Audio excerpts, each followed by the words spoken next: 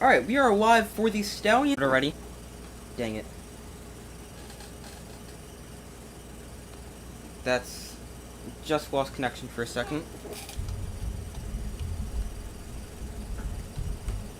Give me 1 second. Hopefully that doesn't happen again. I meant to fix that. Alright, yeah, we are live. What the heck?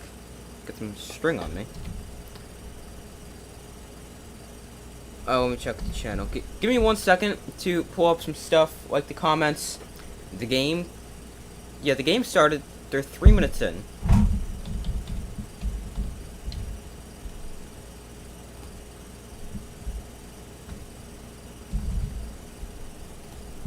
So, welcome to the stream, everybody.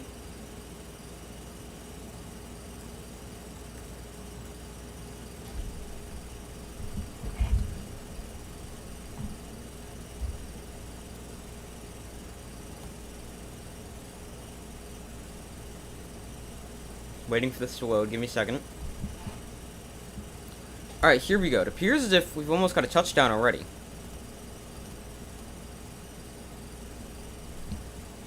We got a second goal for the Stars. 11 minutes to go. They're inside the 1. Cookus hands off up the middle, and he is stuffed again.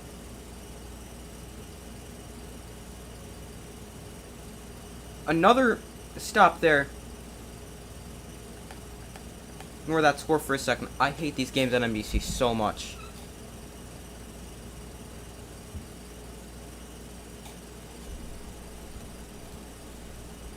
They freeze every 5 seconds.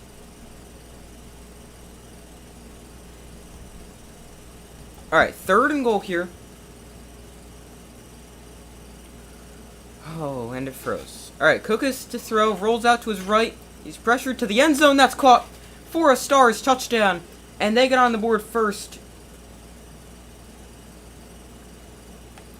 And they take the early lead.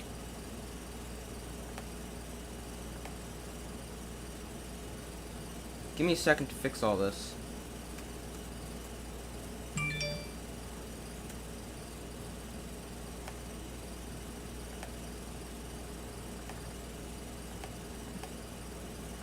Give me 1 second. I know I'm super late. Sorry about that.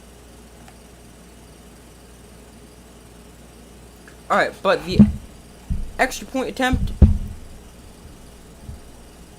is up and good, and the Stars jump out to the early 7-0 lead.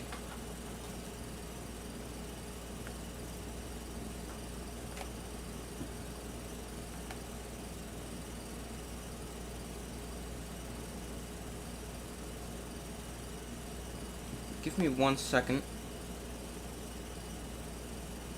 And while they're at commercial break, I'm gonna go ahead and fix this so it doesn't disconnect. After I pull up the comments and see if anyone's commented. And I'm also going to put a poll out. But give me a second. Go Stallions. Okay, I think they'll get the win. I'm so mad at myself because I'm so late.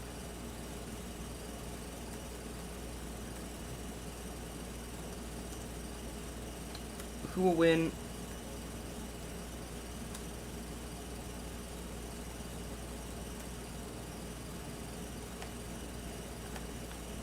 Alright, there we go, and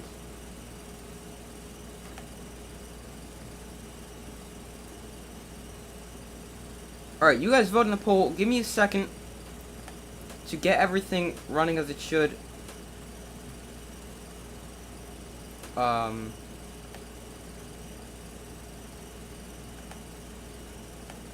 Stallion's gonna get the football. Give me 1 second. I'll be back in a minute. I gotta go get something to fix this so I don't disconnect again.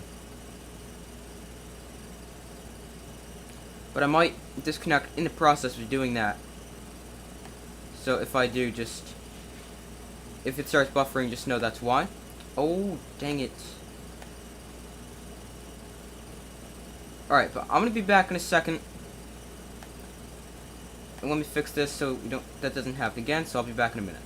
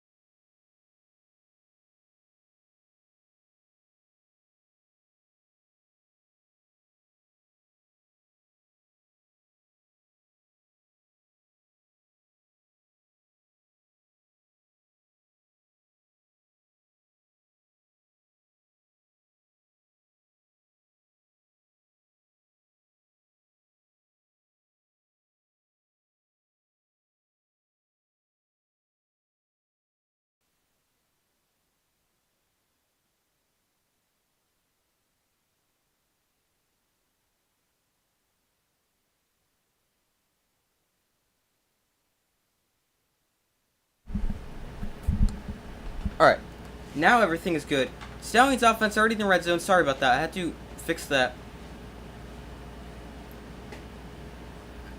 I'll explain what happened in a second. 2nd and 10 here from the 17-yard line. Play clock winding down. And they're just going to get the snap off. Magoo looks to throw. He's pressured, and Magoo is going to somehow get that throw off. And it's going to end up incomplete.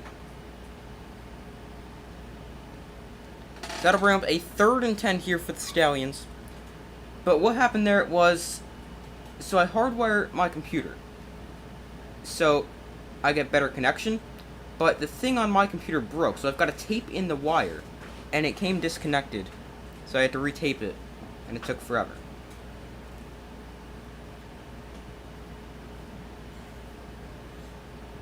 So the Stallions currently on a 10-play, 55-yard drive that's taken a little under 6 minutes off the clock. Play clock winding down here, that's delay a game. Nope, timeout. Just gotta get the timeout in.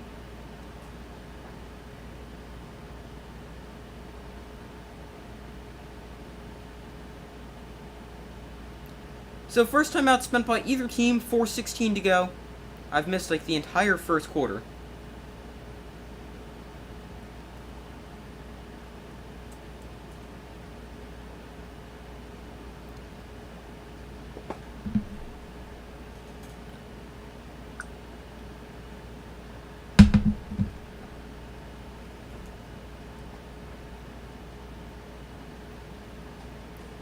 Let me pull up the box score for the game.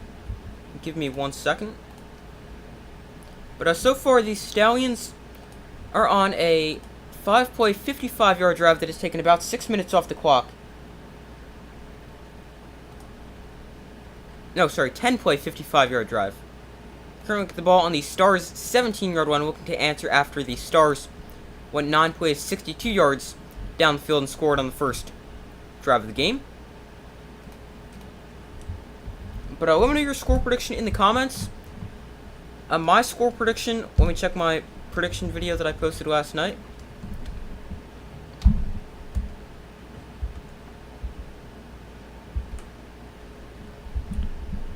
I got 34-28 Stallions over the Stars. And this is also a rematch of the USFL championship game last year. And these two teams could meet in the championship game again this year, because if you look at the records and the best teams in the USFL, the best team in the South is the Stallions, the best team in the North is the Stars. So I mean, maybe we could see this in the championship game again. I feel like I'm forgetting to do something. I don't remember what that could be though.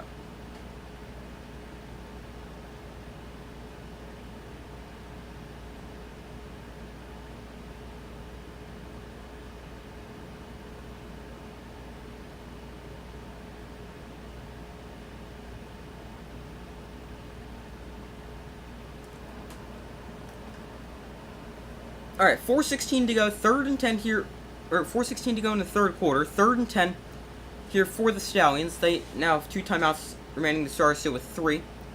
So 3rd and long at the Stars' 17-yard line. Stars defense, which isn't great, looking to force a field goal.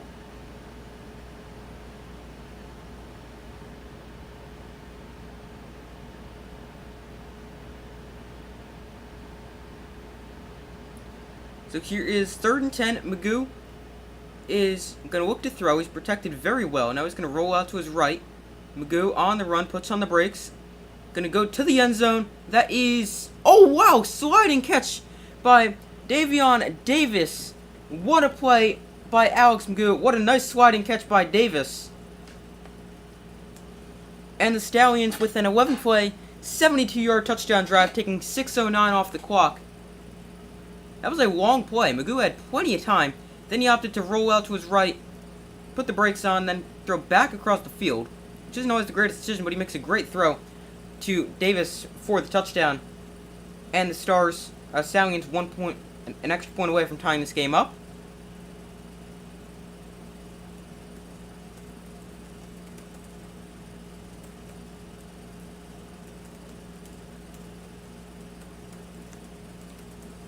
So kicker Brandon Aubrey on for the extra point. And his kick up and good, and it is now 7-7.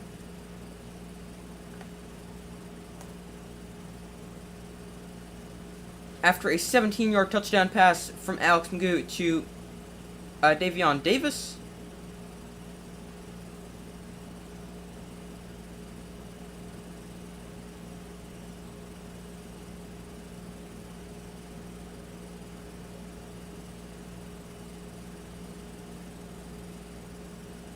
Give me 1 second.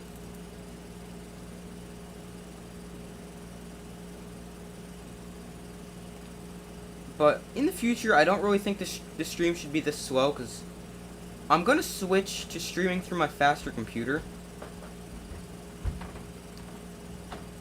It might be as soon as next week, not really sure. I've got to figure out everything like that, but the stream shouldn't be slow anymore, and it should also be a higher quality moving forward. Obviously, not today, but in the future. Make sure to vote in the poll if you guys have not already done so. So far, everyone in the poll has said the Stallions will win. I agree, although I think it will be a close game.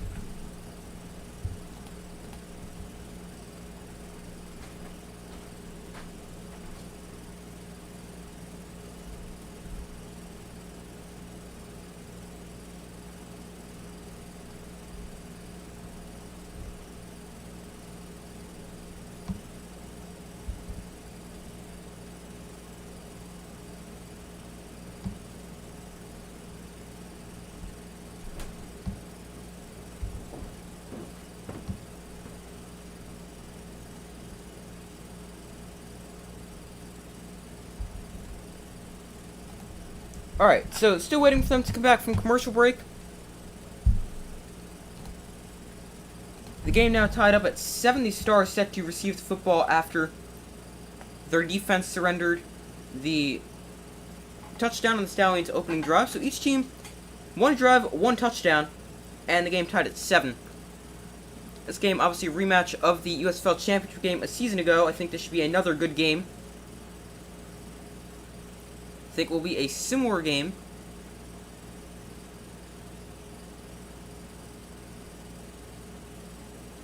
But, now, a key for the Stars in this game is going to be protecting quarterback Case Cookus, because Cookus has been sacked the most by any quarterback in the league. And now the Stars' offensive line has been playing better as of late, but the Stallions' pass rush is one of the best in the USFL, so that could be one of the matchups that decides today's game. So 4:05 to go in the first quarter. Aubrey sends it away, and this kick will be a rare touchback you see in the USFL. And Cookus and the Stars offense will take the field at their own 25-yard line.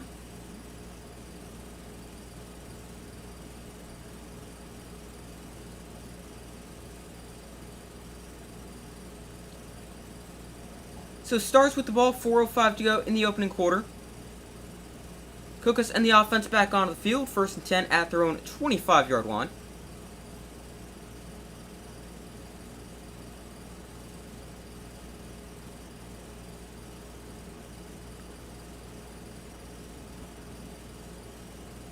Cookus in shotgun. Dexter Williams is the running back, who now exits the backfield.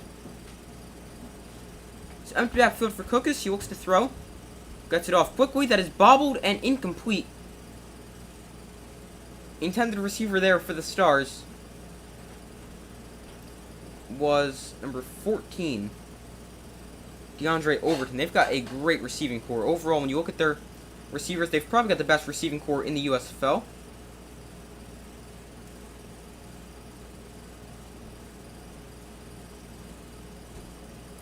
So here's a 2nd and 10 for the Stars.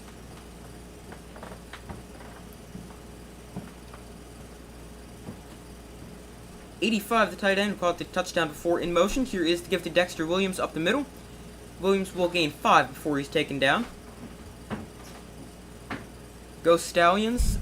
They've looked great so far. And both teams have looked good so far this game. The Stallions, they've looked great so far in the season. Let me find out the inactives for each team.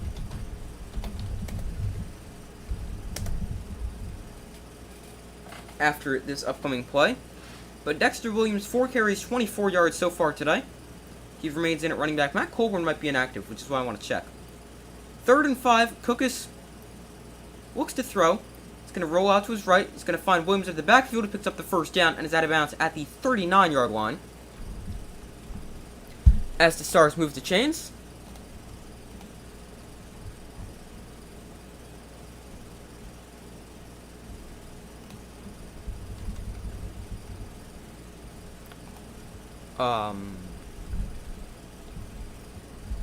Give me 1 second.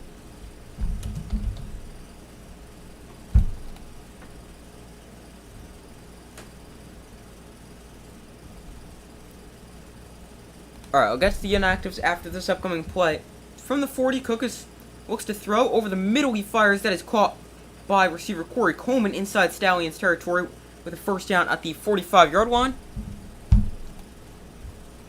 So, let's see. Inactives.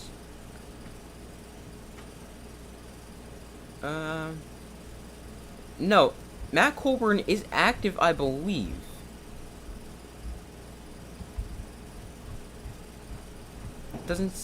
Don't see any huge inactives.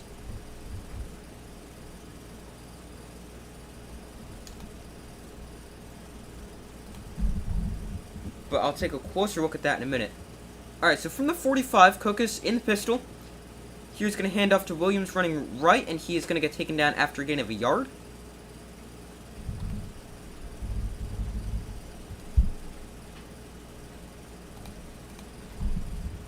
Matt Colburn is active. He's in full uniform. They show him on the sideline.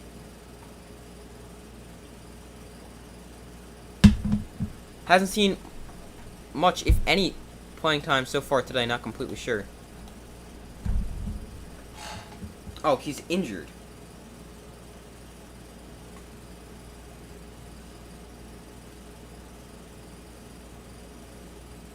He doesn't have a helmet, so he's not able to play right now. Cookus fires over the middle off the hands of Gray and incomplete. That'll bring a 3rd and 9.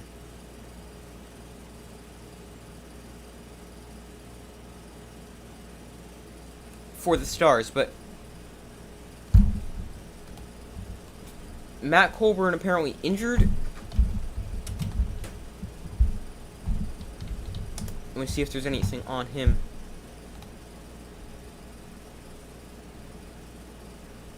No, nothing yet.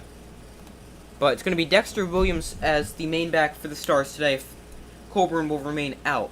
But here's a 3rd and 9. Cookus looks to throw. He's pressured. Steps through the blitz. Rolls out to his right. Cookus on the run. Fires downfield. That's incomplete.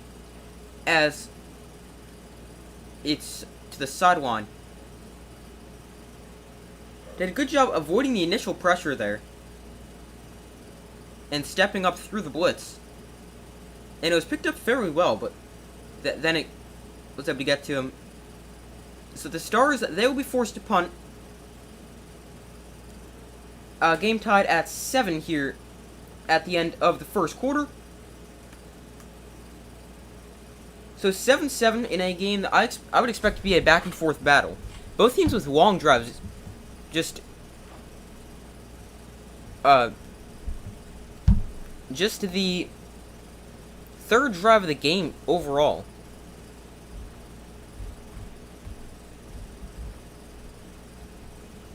Alright, no injury update or anything like that on Matt Colburn. I'll keep an eye on it. But Colburn has been really good for the Stars this season. Even though they really haven't been able to run the ball that well, he's been pretty good. He's got... Where is he? Here he is. 251 rushing yards and 4 touchdowns. And he's been a lot better lately as the Stars' ground game's been a lot better. In his past 2 games, he's been over 60 yards. Because in the beginning of the season for the Stars, it didn't matter who you put back there at running back. It could be Derrick Henry. It could be anybody. They're not getting more than 5 yards. Because that's how bad their offensive line was.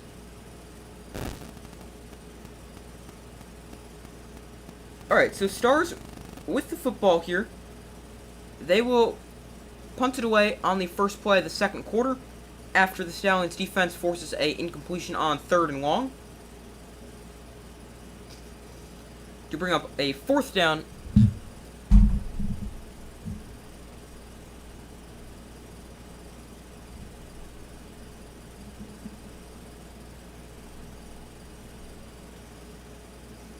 So far, results in the poll, 88% of you guys have said the Stallions will win. 12% have said the Stars. Make sure to vote if you guys haven't already. I can't vote because I'm the one who created the poll, even though I think that's pretty dumb. Because just because you create a poll doesn't mean you should still be able to vote for it. But, my vote would go to the Stallions. So make sure to vote in the poll if you haven't already. So still waiting for them to come back from commercial.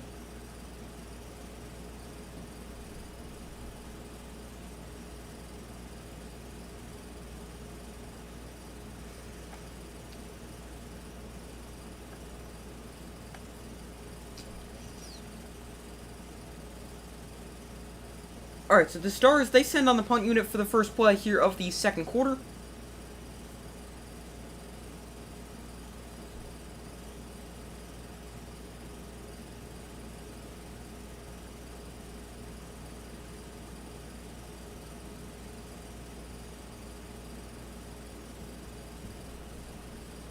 Dallas Cowboys special teams coordinator in attendance today. Wonder if they're potentially looking for a new kicker. 'Cause if you guys follow the NFL, I'm sure you heard about how their kicker has been awful.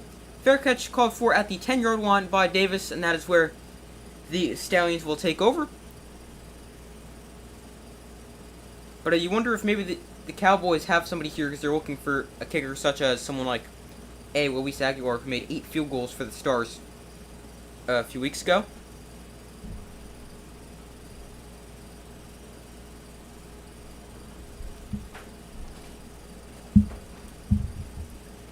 Alright, so the Birmingham Stallions with the football here, 14:54 to go in the first half.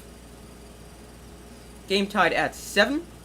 Last drive was the first time either team did not score.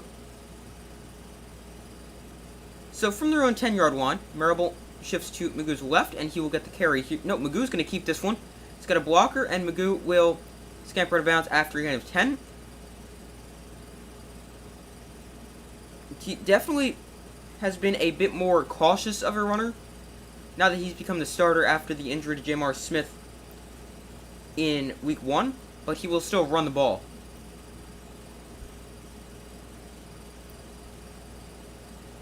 So 2nd and 1, Magoo is going to hand off to Marable here up the middle, breaks tackle, and up to the 32-33 yard line before he's taken down. CJ Marable's been really good for the Stallions over the past few weeks, as in his past 2 games, he has 343 all-purpose yards, and he's up to 4th in all-purpose yards in terms of the league. Magoo rolls out to his right, and he's going to find Kane for a gain of 8.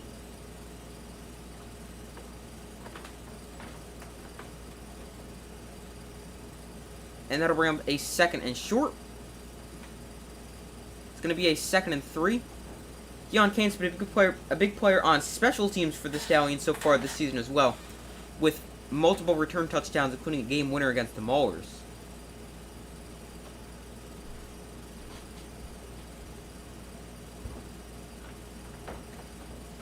Magoo hands off to Marable, who's going to weave his way through to about the 47-yard line with a first down as well.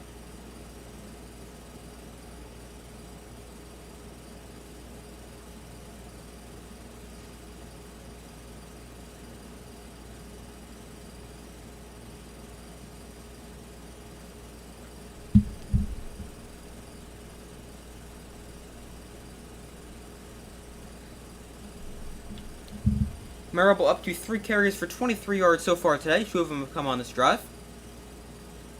First and 10, 13 minutes to go in the first half. Magoo hands off to Marable again, running left. This time he's got nowhere to go, and he's going to get maybe a yard. Not much space to run on that one.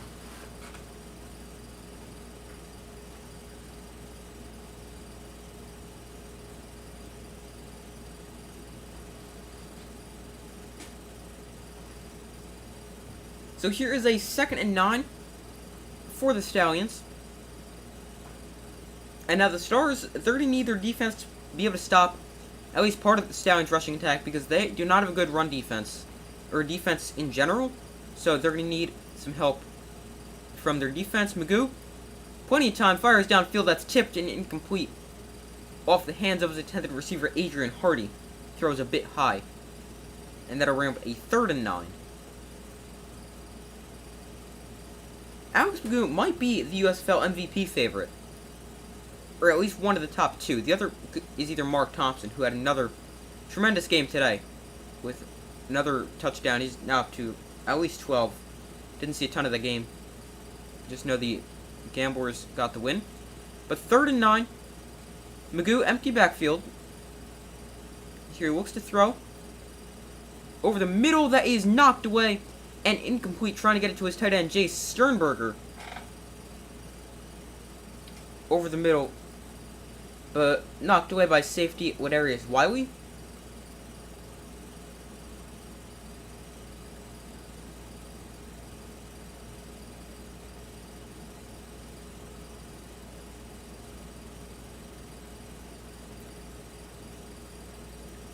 Wasn't a great decision to throw there. I mean, Sternberger was covered fairly well as well. This punt is going to skip down to the 2-yard line before it is down by JoJo Tillery. And that is where the Philadelphia Stars offense will take over.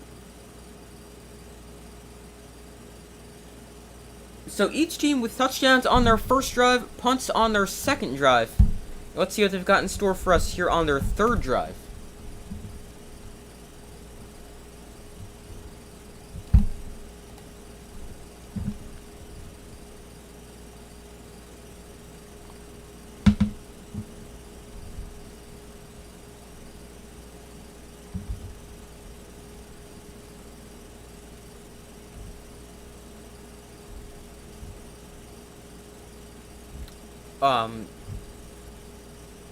Give me 1 second to check the previous game, to check, Mark Thompson's exact numbers. Thompson, another 2-touchdown game and 98 rushing yards. So, the MVP favorite at the moment is either going to be Alex Magoo or it's going to be Mark Thompson. Because Magoo has 1,200, almost 1,300 passing yards, 13 touchdowns, there's 3 picks. And Mark Thompson, well, yeah, coming into today, Magoo is 3rd in the USFL with just under 1,300 yards passing. He is best in the league with 13 passing touchdowns. And he has just 3 interceptions in however many games, I don't remember. 7 games, so that is good. Plus, on the ground, he also is 6th in the league with 318 rushing yards and also 4 rushing touchdowns. Is 3rd in the USFL. Now, Mark Thompson, he's up to about 500 and... He's now up to about 500 rushing yards and 13 touchdowns, which is a modern USFL record. So, I mean, it's got to be one of those two who are the MVP favorite. It could really go either way. They're showing the Stars turnaround right now as I talk about the MVP favorites. How they started off 1-3 with an awful team overall. Then their offense has really clicked into gear, and now they're 4-3 on a 3-game win streak and leading the North Division. The Stars offense also in weeks 5 and 6 had 0 touchdowns but 11 field goals. Since then, they have gotten more touchdowns than field goals, which is what you want. 1st and 10 from the 3. Cookus will hand off to Williams up the middle, who's going to get maybe 2 hard-fought yards. Not much space to run there for the running back from Notre Dame.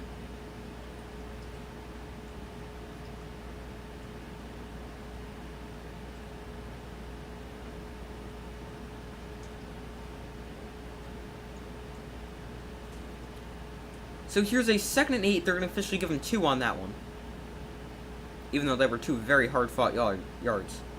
So from the 5, Cookus in shotgun, standing about on his own goal line. He looks to throw. He's got a good pocket to stand in, and he throws a strike to 14. That is DeAndre Overton for about a gain of 4. Short completion there, but you got to get the ball out quickly when when you're kind of standing in your own end zone. So here is a 3rd and 3 situation for the Stars.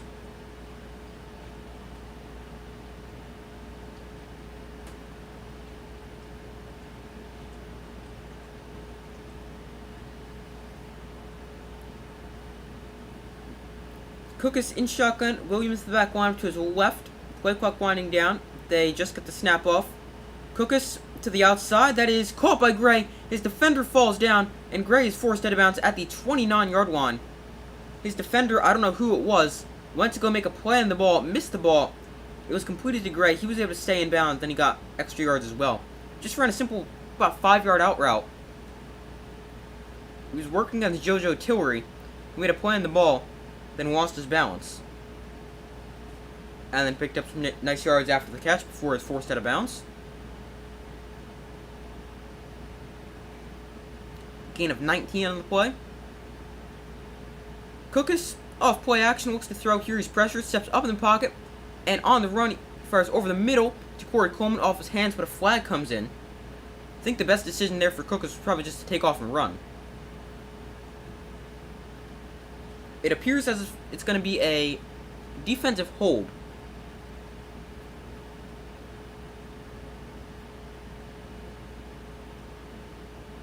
It is a defensive hold, so that's 5 yards and an automatic first down. Number 21 for the Stallions, that is... Oh, no. That's not what I wanted to do. That is Brian Mills. He had the penalty on that one, as he's working against former NFL first-round draft pick Corey Coleman. He's had a nice season with the Stars this year. Williams exits the backfield. It's now empty backfield for Case Cookus. He looks to throw. Cookus protected well. Now he's going to step up in the pocket and run. He's going to dive forward for a gain of 3. And that'll bring up a 2nd down.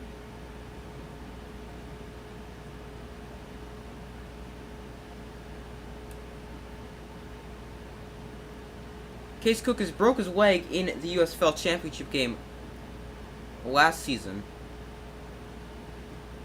in the loss, but he is now obviously back and hasn't been great this year, but he has been good. And I've actually heard a lot of people say during the championship game last year, if Case Cookus doesn't get hurt, they think the Stars end up coming back to win the game. Here's Williams. He runs for a gain of 3. Now, the good thing is Cookus is back fully healthy, and he's looked great in the recent weeks. Last week, he had a tremendous performance, over 200 passing yards, 3 touchdowns.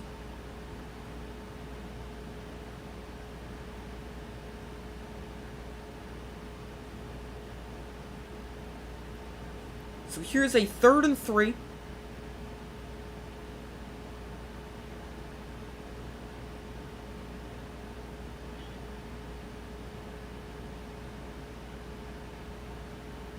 Cookus looks to throw. Stallions bring a blitz. He's going to dump it off to Williams out of the backfield. He's got some work to do, and he's dragged down for a loss of 5. It has good rallying to the football there by the Stallions defense. I just realized they still had the ball marker on the Stallions that whole time. The Stars had possession of the football, so sorry about that.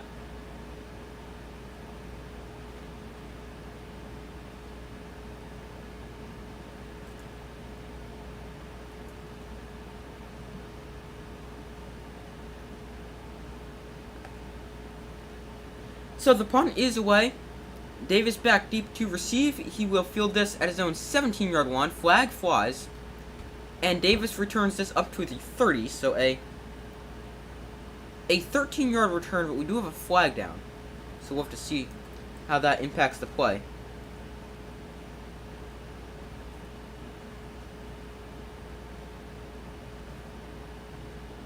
It's going to be some kind of roughing or running into the kicker.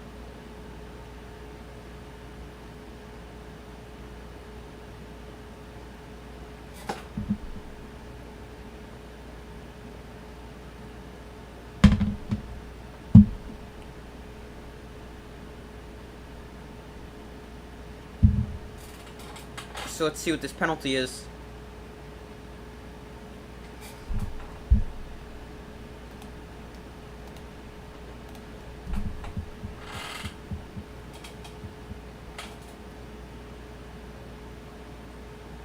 Alright, so it is going to be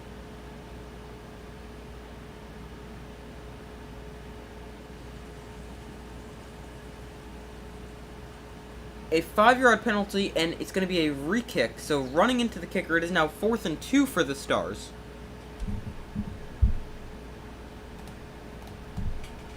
As first, they also have to determine whether the guy actually ran into the kicker or if he was pushed. Because obviously, if he's pushed by his own teammate, then it's not a penalty. So 4th and 2, the Stallions will receive the punt once again. Stars with some confusion of who's supposed to be on the field at the right time.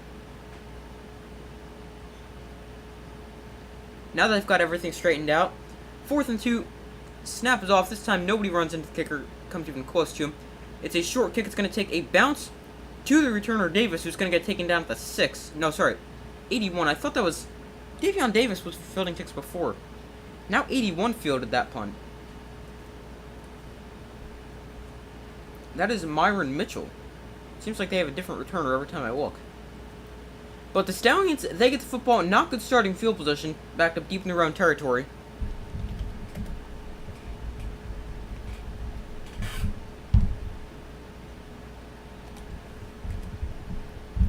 And let's see what they have in store on this next drive.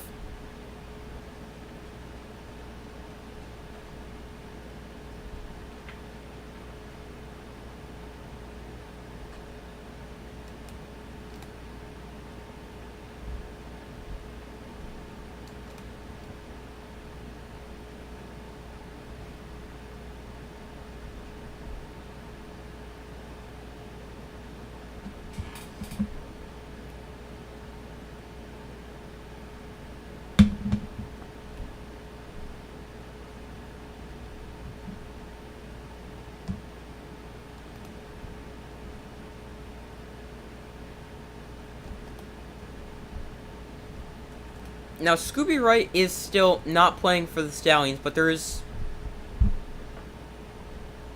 When you're put in the IR, you've got to be out for 5 weeks. He was put in the IR in week 4. This is... No, he was put on the IR...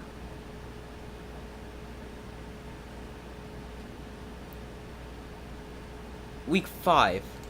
So he's not eligible to play until next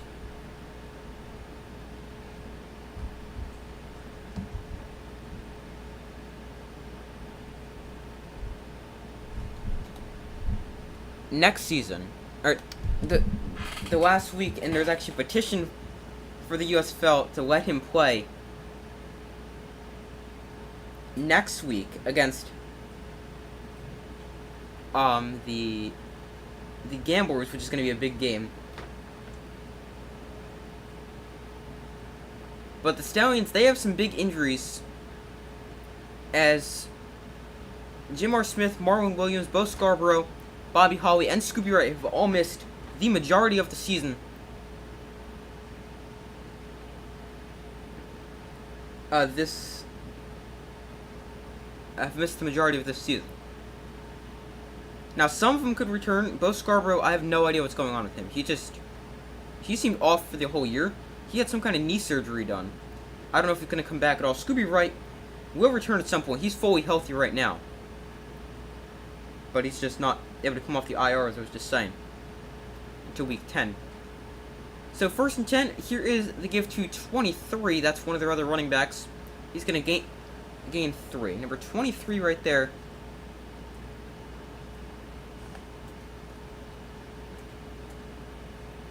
That is Ricky Pearson Jr., who's also 23 years old.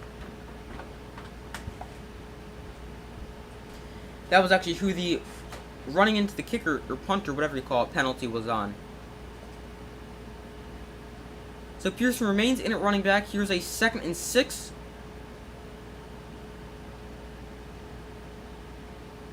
Magoo looks to throw. Quick throw to the outside. That is caught by Deion Kane. Makes one man miss and then is taken down at the 24-yard line. 1st and 10 for the Stallions as they move with the chains.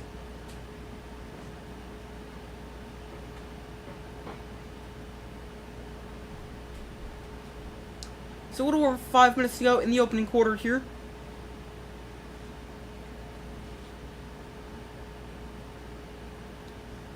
Game tied at 7. A little bit lower scoring than I thought it would be. But 5:15 to go in the first half. Magoo in shotgun. Here he looks to throw. He's going to roll out to his left, fire back across the field. Caught by Kane, who loses the ball. That's going to be incomplete. I don't think he knew there was somebody behind him. So that's going to bring up a 2nd and 10 after the incompletion.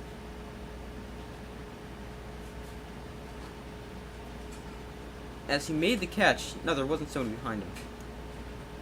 He just never really got a good grip on it, as that should definitely be a incompletion, and they got that one right.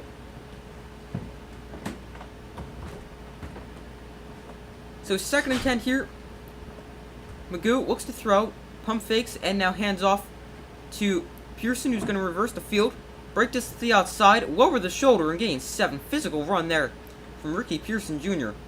as he gains 7 for the Stallions, and that'll bring up a 3rd and more manageable instead of a 3rd and 10.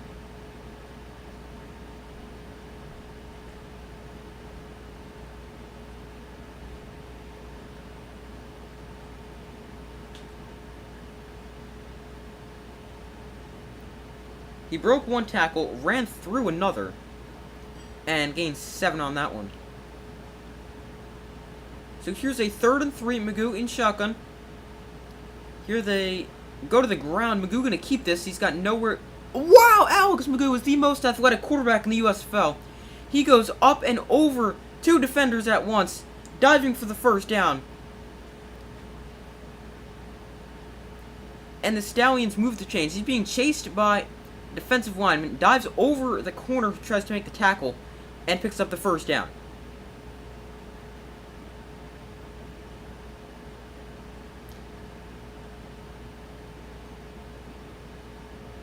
Alex Magoo is an insane quarterback for the Stallions.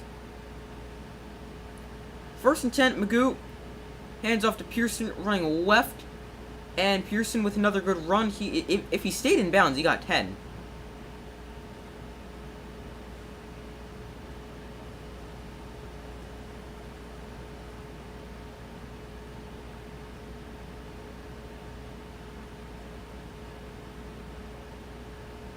He did stay in bounds, so it's 1st down for the Stallions, 1st and 10 with a little under 3 minutes to go in the 1st half. CJ Marable now enters the game at running back for the 1st time this drive.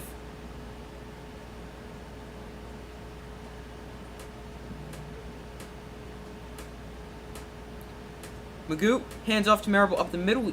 He's hit right at the line of scrimmage and taken down right at the line of scrimmage. There is a flag down, so we will have to check and see what that is.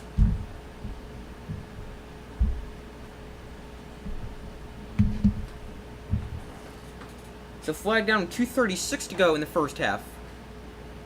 It's going to be a hold on the defense. So that's going to give the Stallions a free 5 yards and an automatic 1st down as well.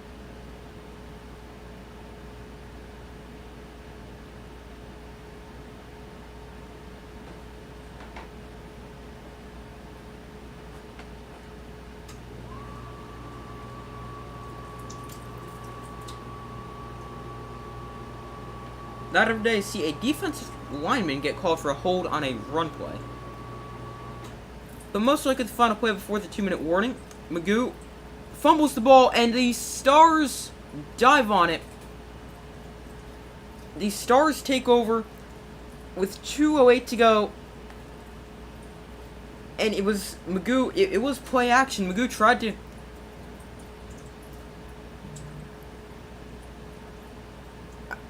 So here's what happened. It was going to be a play action rollout, I think. And as he pulled the ball from Marable, he hit the ball on his hip, causing him to lose balance, like Marable's hip, causing him to lose control of it. And it is now Stars football with good starting field position as well.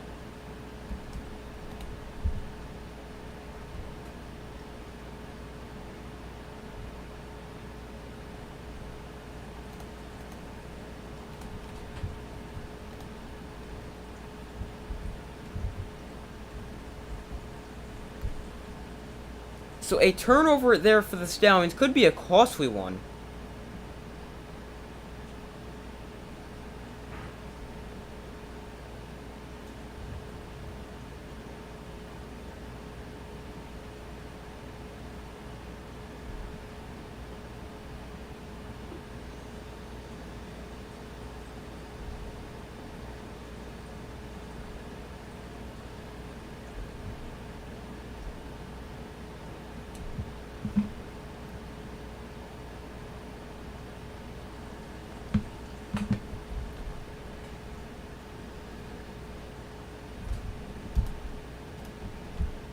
Alright, so waiting for them to come back from commercial break, that could be a really costly penalty if the Stars can get points on the board right before the half. So there's 2:08 to go in the half, and the Stars now have the football with great starting field position.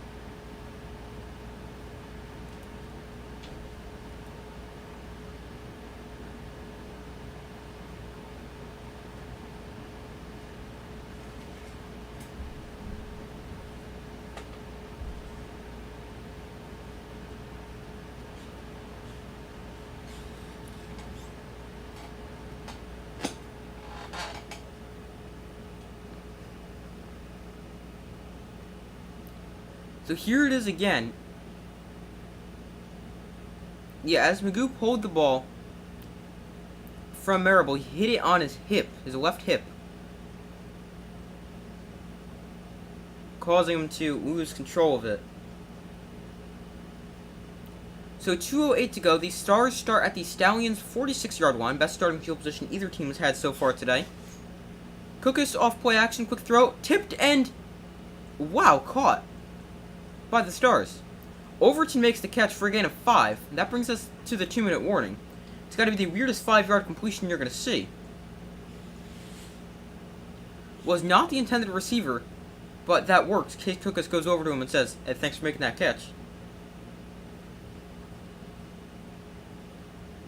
So 2 minutes to go in half number 1. Game tied at 7. Stars with the football. What did they officially mark it as? It looks like about 5. Stars with the football for a gain of 7. Overton made the catch, his 4th, I think, of the day. He was not the intended receiver, though. It was his 3rd, so he's got 3 catches, 19 yards. And that's 3rd on the Stars, behind Devin Gray and Corey Coleman.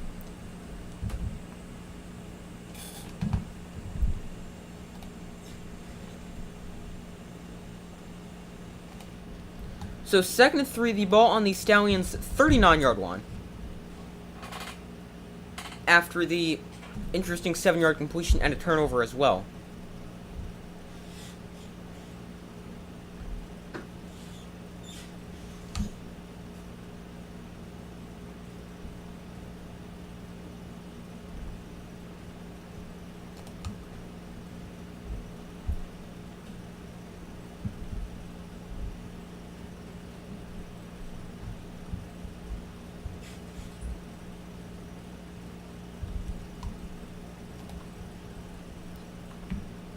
So far, results on the poll, 89% of you guys have said the Stallions will win.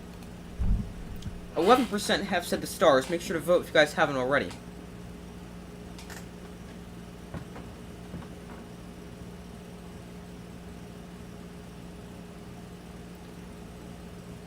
Alright, so they're now back from commercial break.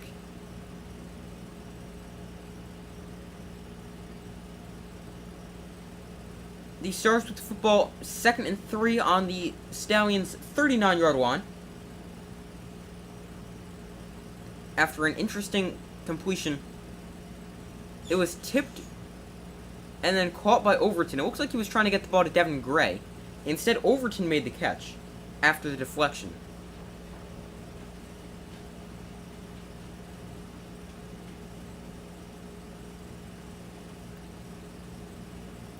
So 2 minutes to go in half number 1, 2nd and 3 for the Stars.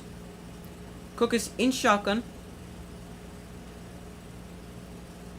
Cookus rolls out, dumps it off to Overton. His 4th catch today. Overton's still on his feet and is going to get taken down. Or forward progress stopped at the 23. He was never actually taken down. Still on his feet.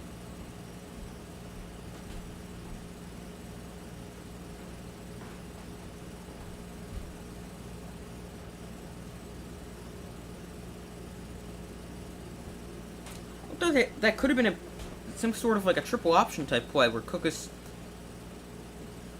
had the option to either run that or throw that. Here is the give to Dexter Williams up the middle. He is stuffed right at the line of scrimmage for no gain. That'll bring up a 2nd and 10 with 1:25-ish to go as the clock's still running. But I mean, the Stars are not worried about the clock right now. They're trying to use time. But if the Stallions can force him into a 3rd and long situation, I would not be shocked to see them use a timeout. They've got 2, the Stars have 3. Timeouts, that is. 2nd and 10, now under a minute to go in the half. Cookus looks to throw. The Stallions bring a blitz. Cookus going deep to the end zone, just overthrew his receiver, Corey Coleman. A flag is down on the play. No, maybe not. I thought I saw a flag come in. Apparently not. Here's a 3rd and 10.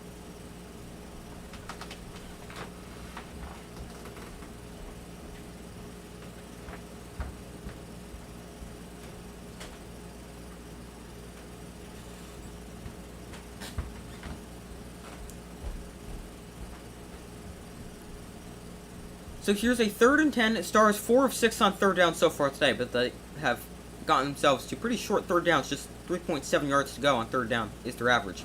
Stallions with another blitz. Cookus over the middle, caught, and Coleman is in for a Stars touchdown. The Stars retake their lead.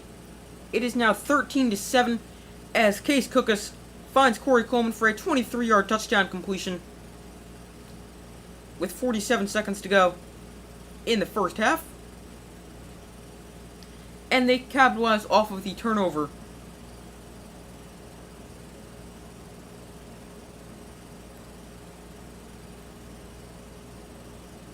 The Stallions brought a blitz, leaving everybody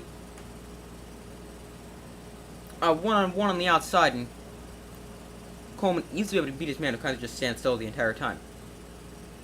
So the extra point here from Aguilar is up, and it is good. It is now 14-7, and the Stars retake their 7-point lead. Now, the Stallions, they do have some time to work with. They've got 47 seconds and 2 timeouts, so I definitely expect them to try to put a drive together and see if they can get at least a field goal out of it after the unfortunate turnover, which gave the Stars, ended up being 7 points.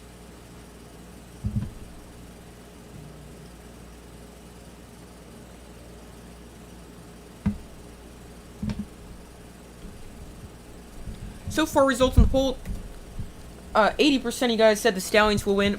20% have said the Stars. Make sure to vote if you haven't already. Gonna see if there's any injury update on Matt Colburn at the moment.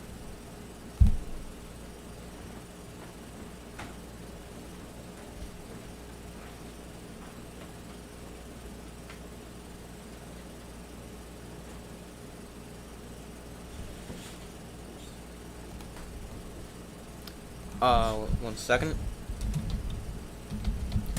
Matt Colburn, anything new? No, nothing new.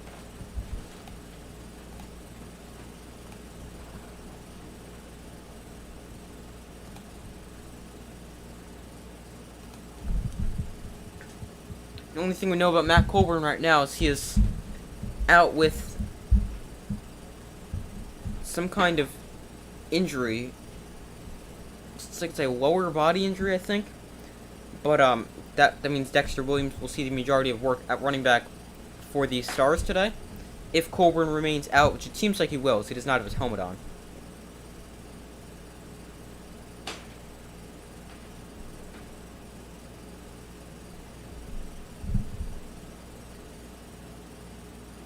Alright, so they're back from commercial break. About 45, 50 seconds to go for the Stallions to work with. I think it's officially 47 seconds. So it's a 14-7 ball game. The Stars lead this one 14 to 14. I just said that. Yeah, it's 47 seconds.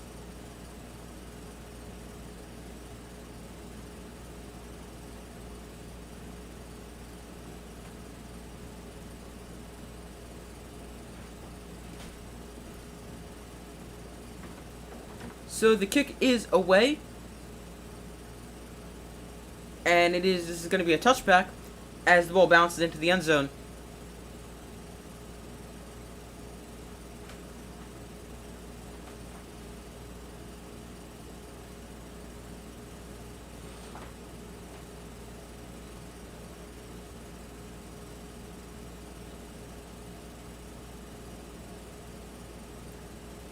So the Stallions have 47 seconds to work with and 2 timeouts as they look to cut into this Stars 7-point lead.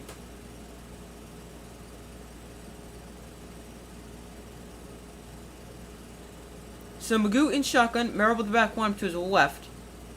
Magoo looks to throw. He's going to dump this off to Marable out of the backfield, who is going to gain 8 yards and get out of bounds. That's a good play, gains 8. Gets out of bounds, stops the clock, takes only 6 seconds.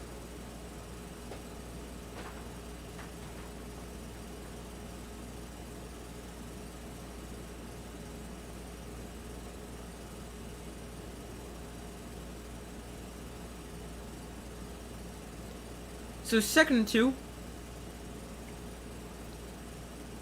for the Stallions. Magoo in shotgun. Takes a snap. Protected well. Now he's going to step up in the pocket, and he is going to be dragged down for a loss of 3. Timeout for the Stallions right there. They do spend the timeout. Their second. That's going to leave them with 1 remaining. The Philadelphia Stars still with 3 timeouts remaining. He had good protection to start. Then as he stepped up in the pocket, the defensive tackle able to get off the block and drag him down from behind.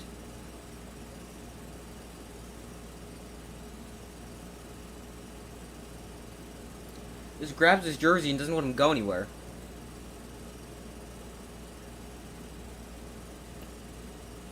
So here is a 3rd and 5 for the Stallions. It was only a loss of 3 on that, because Magoo was able to get fairly close to the line of scrimmage.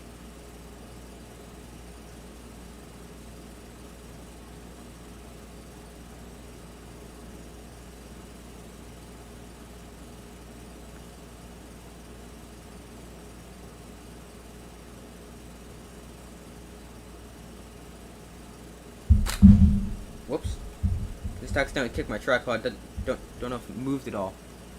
It did. I'll fix that in a second. Got the 4 marked where I put it every time. Here's a 3rd and 5. Magoo looks to throw. He's going to try to dump it off to Marable, but his throw is a little bit low. And that's going to bring up a 4th and 5. With 31 seconds to go, they're going to be forced to punt.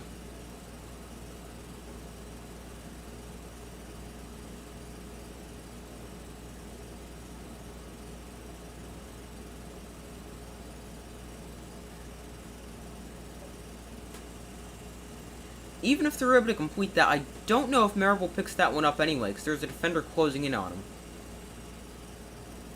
But the Stallions punted away. The Stars get the football here. A big kick sends Coleman back, who muffs the punt. And now on the return, Corey Coleman breaking tackles. He gets it up to the 17. That was an interesting punt. It was a huge kick. Coleman fielded it like an over-the-shoulder throw. Should have just let it bounce into the end zone for a touchback. But ends up muffing the punt, falling down, picking the ball up, and still returning it for a decent return.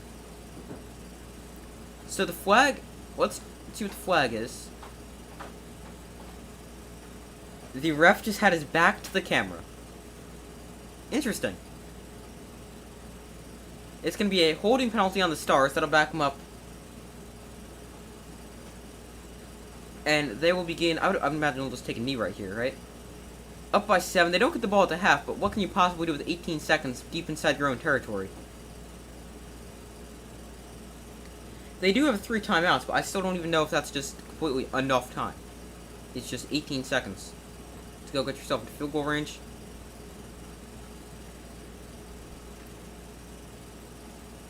Yeah, they're just going to take a knee. They're starting at their own 3. And that's going to bring us to halftime. So the Stars, they lead this one 14-7. The Stallions will get the kick to begin half number 2.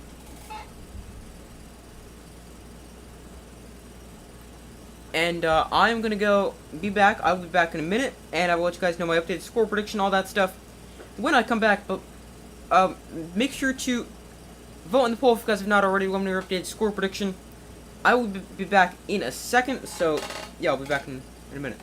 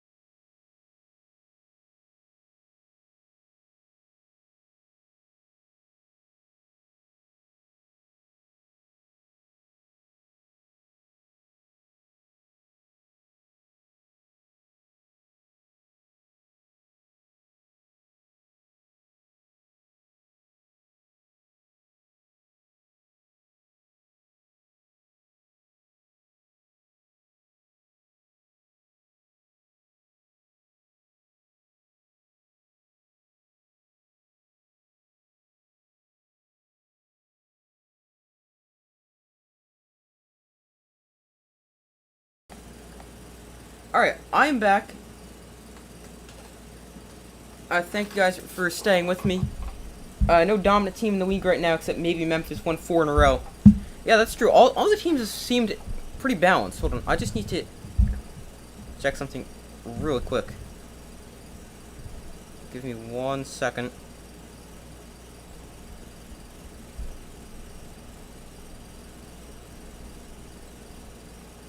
Okay. But, yeah, I don't really think there's a truly dominant team in the league. I mean, each team can be dominant in their own way when they're really firing on all cylinders, but I don't really think there's truly an elite team that stands out truly above the rest. I mean, it's pretty even, which is obviously a really good thing for the USFL. But, so far, results in the poll, 82% have said the Stallions will win. 18% have said the Stars.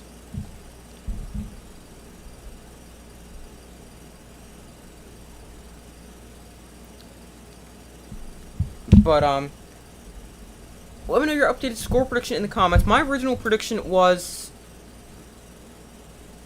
the Stallions by a score of 34-28.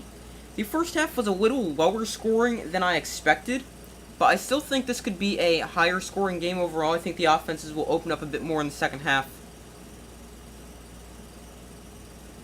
And I've got it still being a higher scoring game. Not really sure either team's going to hit 30 right now.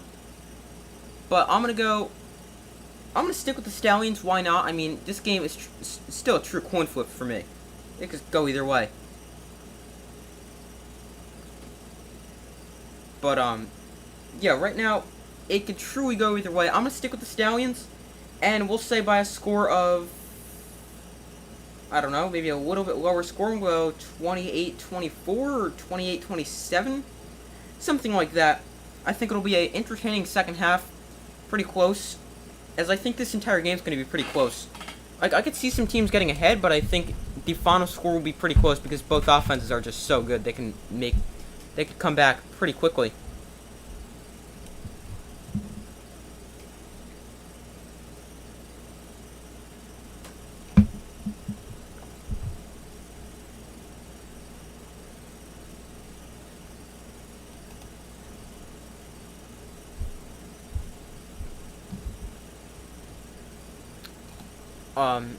Let me see if there is anything new on Matt Colburn, aside from the fact that he's hurt.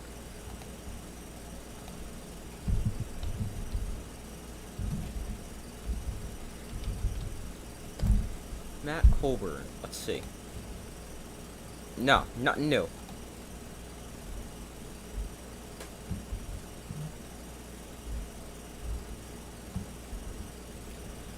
But, recapping some first half stats. Starting off with player stats. For the Stars, Case Cook is 11 of 16 passing for 114 yards and 2 touchdowns. Rushing, Dexter Williams, 8 carries, 30 yards. Matt Colburn, 1 for 13 before his injury. And Case Cook is 3 carries for 10 yards. Receiving, Corey Coleman, their leading receiver, 3 catches, 52 yards, and a touchdown. DeAndre Overton, 3 catches, 27 yards. I thought he had 4 catches. But he's got 3 catches, 27 yards. Devin Gray, 1 catch for 19. Wright, a catch for 9. Williams, 2 for 6. And Izzo, 1 for 1. And for the Stallions, their player stats. Magoo, 9 of 16 for 94 yards and a touchdown passing. On the ground, CJ Marable, 4 carries, 23 yards. Ricky Pearson Jr., 3 carries, 22 yards. Magoo, 4 for 17. Receiving, CJ Marable's their leading receiver, 3 catches, 32 yards. Deion Kane, then 3 catches, 28 yards. Davion Davis, 1 for 17. Michael Petway, 1 for 12. Adrian Hardy, 1 for 5. And Mitchell and Sternberger have each been targeted but have not come away with the catch. And overall team stats from the first half. Time possession fairly even. Stars just barely lead that category, 15:06 to 14:54. Total drives, Stars have 5, Stallions have 4, but these Stallions will obviously close that gap as they get the kick to begin the half. Offensive stats, very, very close. Each team has run 28 plays. Each team is about 160-ish yards. Stars at 167, Stallions at 153. Close in yards per play, Stars at 6, Stallions at 5.5. Each team 1 for 1 in the red zone. Passing-wise, the Stars do have the slight edge there. They've got 114 passing yards to 91 for the Stallions. They've got more completions. They both have the same amount of attempts. But these Stars overall a little bit better in that category, although the Stallions have ran the ball more effectively. And turnovers, the only turnover of the game was the Magoo fumble, which, I mean, you really can't even say it's his fault. I mean, he hit the ball on CJ Marable's hip, so I don't really think you can completely just say, yeah, Alex Magoo just completely just fumbled that ball.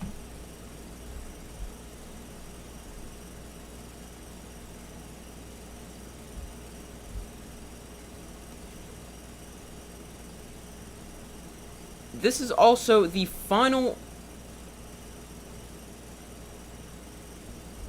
home game for the Stallions this season, unless they win the South Division, which it could be.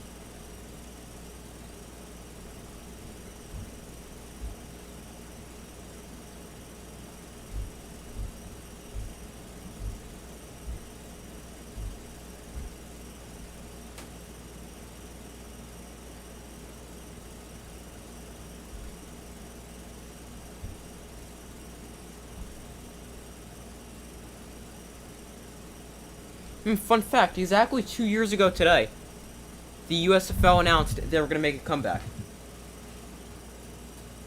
Interesting.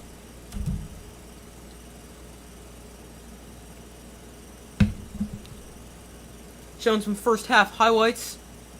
Overall, a pretty competitive first half. Case Cooks with 2 touchdown passes. Magoo with 1, and that is the difference in the game. I mean, technically it's the fumble, but overall, it's been a pretty close competitive game, and I'd expect that to continue.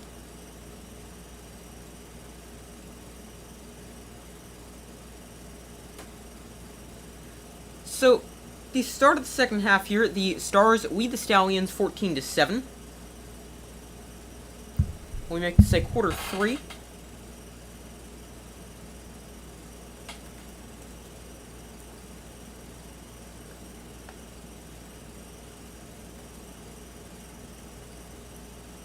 So overall, an even first half. I'd expect that to continue.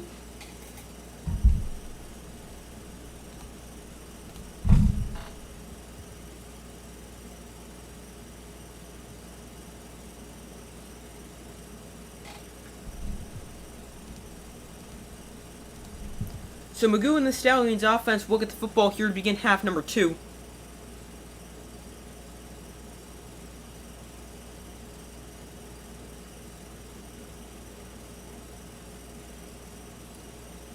That is CJ Marable back deep to receive. Here's a little squib kick. Marable is gonna let that go out of bounds. That's a smart play there.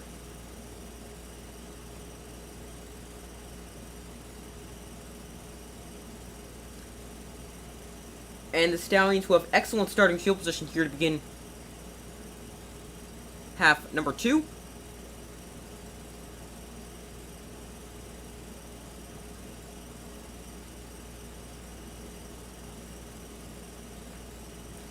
So 30 minutes down, 30 minutes to go. Stars lead this one 14-7. Stallions with excellent starting field position at exactly midfield.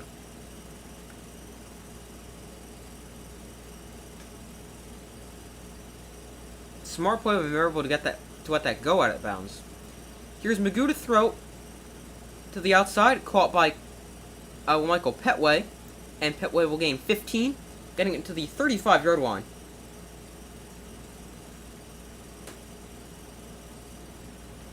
Michael Petway has been on a few different teams in the USFL. I feel like he was on 3 teams, if I'm correct. Obviously not the Stallions. I feel like he was on the Showboats earlier this year. Here's Magoo on the option. Left-handed pass. Alex Magoo is the most creative player I've ever seen play football.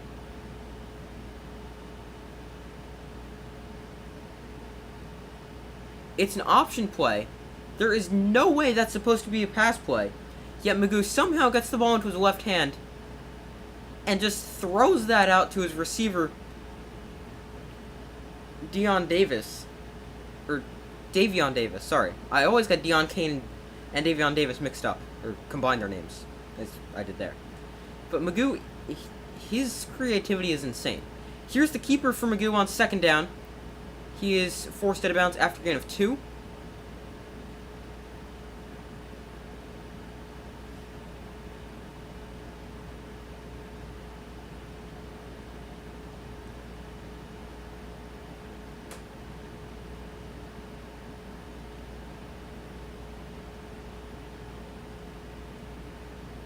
But Alex Magoo has probably got to be like the most creative and athletic player in the USFL. He's just so much fun to watch. 3rd and 8. Magoo in shotgun. Here he looks to throw. Underneath, that is caught by Davis. Catch and run down inside the 20 to the 15. Stallions will get it first. Yes, they did.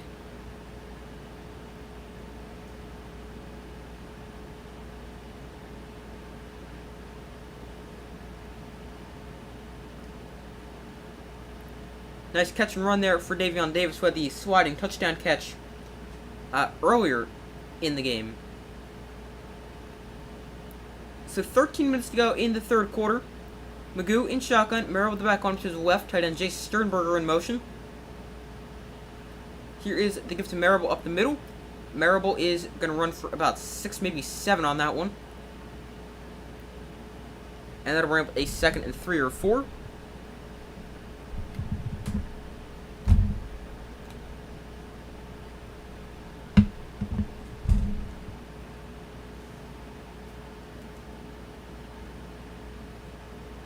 So 2nd and 3, officially marked as a 7-yard gain. The Stallions rushing so far 13 carries, 71 yards, averaging 5.5 yards a carry against the league's worst rush defense. 2nd and 3, Magoo hands off to Marable, and he is drilled in the backfield for a loss of 2.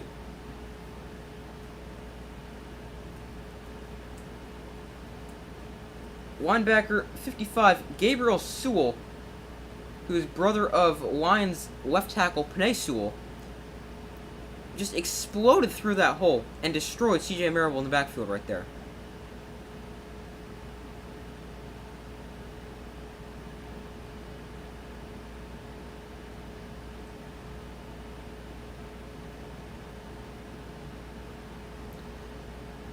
So here's a 3rd and 5. Magoo 3 of 5 on 3rd downs for 42 yards and a touchdown. Here he looks to throw. Magoo to the end zone. Incomplete. Sternberger had it for a second.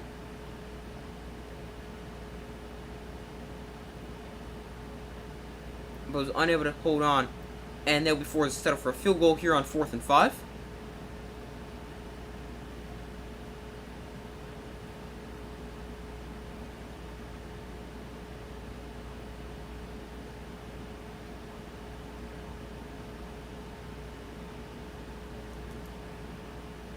So the field goal here for the Stallions to cut this to a 4-point game. Brandon Aubrey, it is a 30-yard attempt. The kick from Aubrey is up and good. It is now 14-10 with 10:54 to go in the third quarter.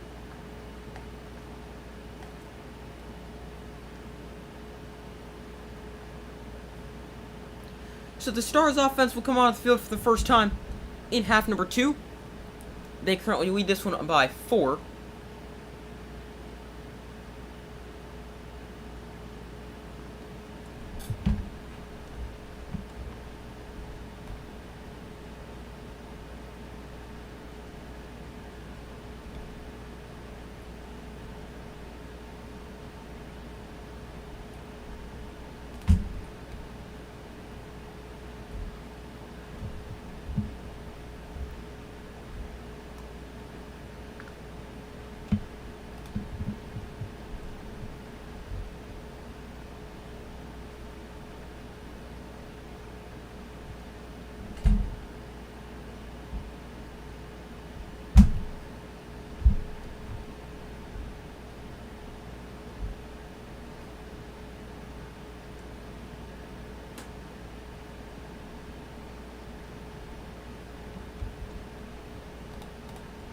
Alright, so waiting for them to come back from commercial break here.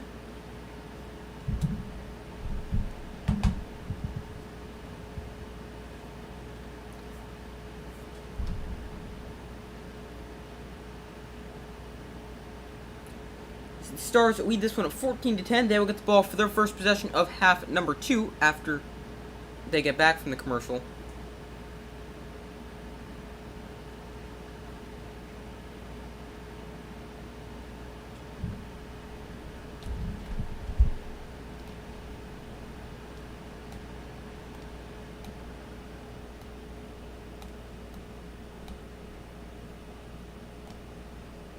Alright, they're now back from commercial break.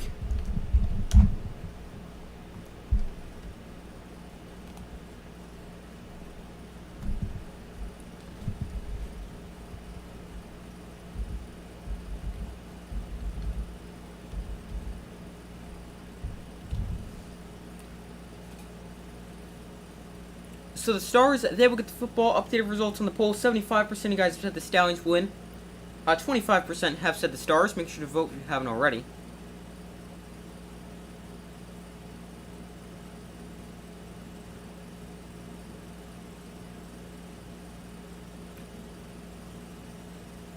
Aubrey sends it away. And here is going to be a touchback. As ball bounces in the end zone. We've seen some big kickoffs today. As not a whole ton of...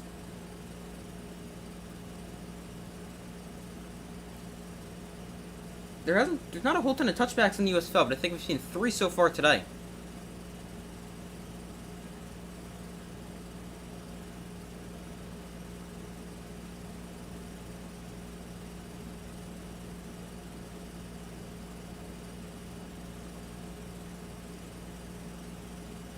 Case Cook is so far today, he's 11 of 16 for 114 yards and 2 touchdowns. Cook is hands off to Williams up the middle, who's going to gain 3 on the play.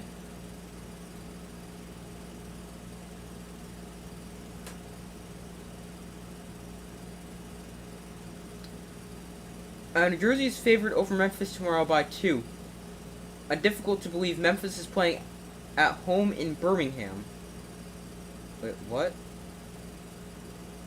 Wait, Memphis is playing at home in Birmingham, should win. New Jersey's been falling apart. Alright, get back to that in a second. 2nd and 7. Cookus pump fakes over the middle, incomplete. Coleman, the intended receiver, just doesn't get there, and it looks like Cookus might have hit his hand on somebody. The game is in Canton, so technically it's a home game for the Generals.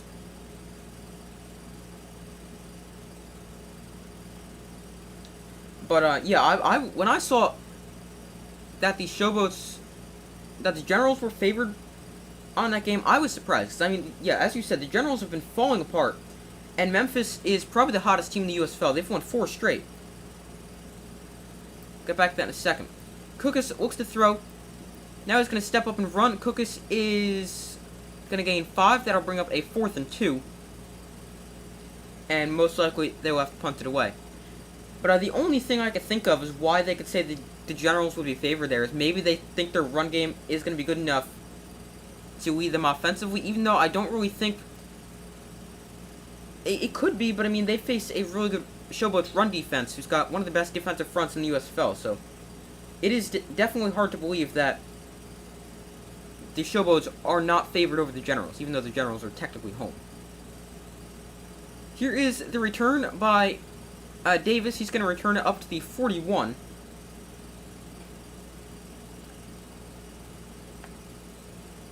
And that is where the Stallions offense will take over the trail by 4, 14-10. Yeah, it's in Canton, but I mean, still, regardless of where it is, Memphis, really anywhere. I mean, it's surprising to see that they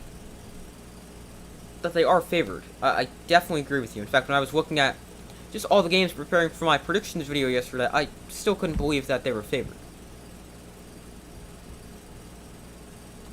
And even though I'm a Generals fan, they have been terrible this year, especially in their last 4 games. They've lost 4 straight. And, I mean, I don't love Kyle Ouellette at quarterback, even though they just continue to start him.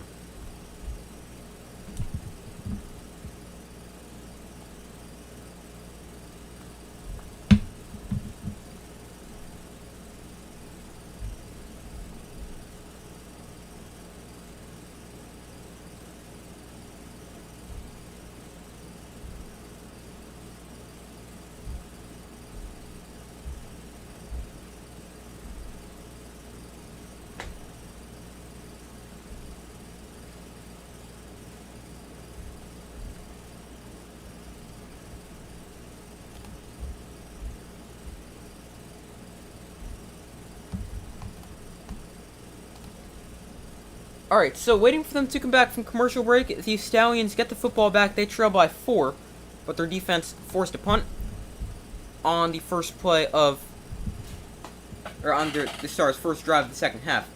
And both defenses have actually played pretty well. Because, I mean, the Stallions' defense, they've given up 14 points, and they trail. But, I mean, the one they allowed, it was only like a 40-something yard drive because of the fumble. So, I mean, both defenses have been pretty good against two very quality offenses.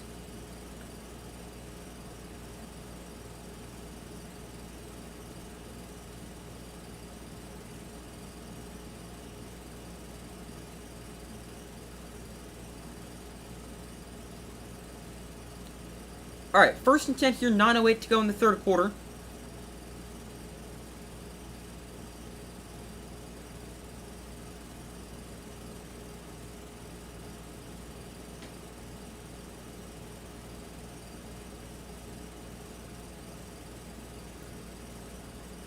So, from their own 41, Magoo in shotgun. Here he hands off to Marable up the middle. Marable breaks free into the open field, still on his feet. CJ Marable across the 40 down to the 31-yard line. Big run there for CJ Marable on the first play of the Stallions drive.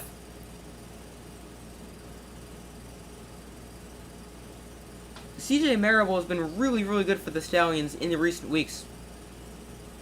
Gain of 28 on that one. Magoo zips one down the field. Was that caught by Petway? No, by Moss? I think that was. Thaddeus Moss made that catch. That was a low throw, but I think he was able to get under it.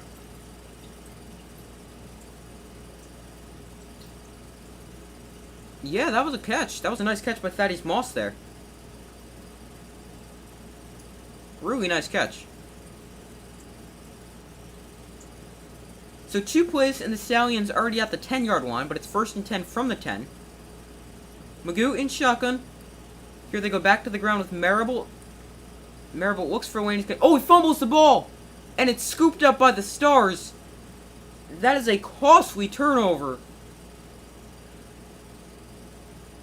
Marable just dropped the football as he was running. Oh, no, he didn't. He didn't just drop it. He was getting taken down by Brown. And that is a huge, huge turnover. Because the Stallions, they had 2 plays and they were at the 10-yard line. Then the very next play, they fumbled the football. What I thought happened was I didn't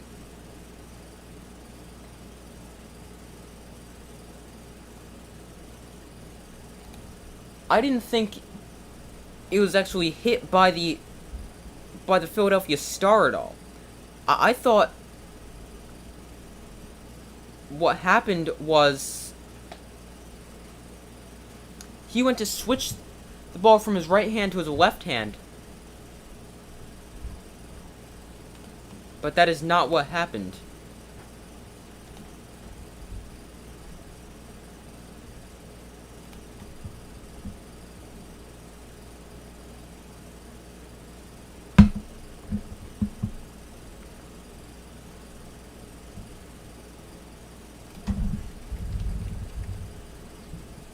But a big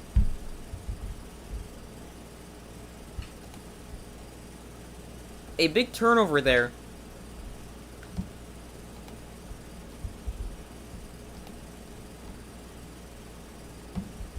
And the Stars with the football back up deep in their own territory. But still, that is a huge turnover forced by the Stars and a costly one for the Stallions as their offense was just about to get most likely a touchdown with how they were moving the football on that drive.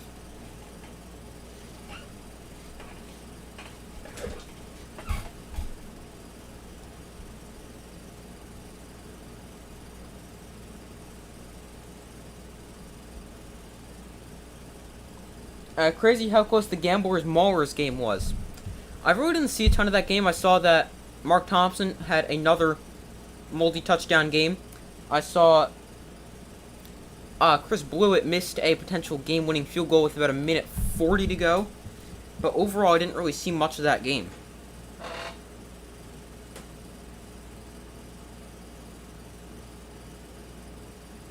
But, yeah, it was, from what I heard, it was a very close game. I'm going to go back and watch the highlights of it later.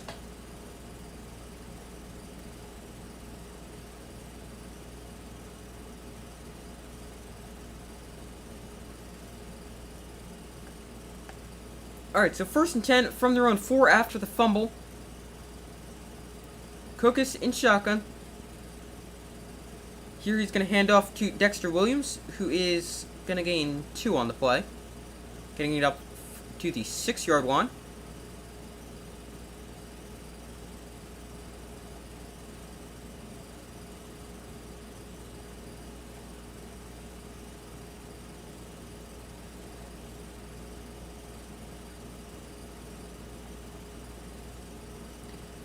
So a 2nd and 8 here.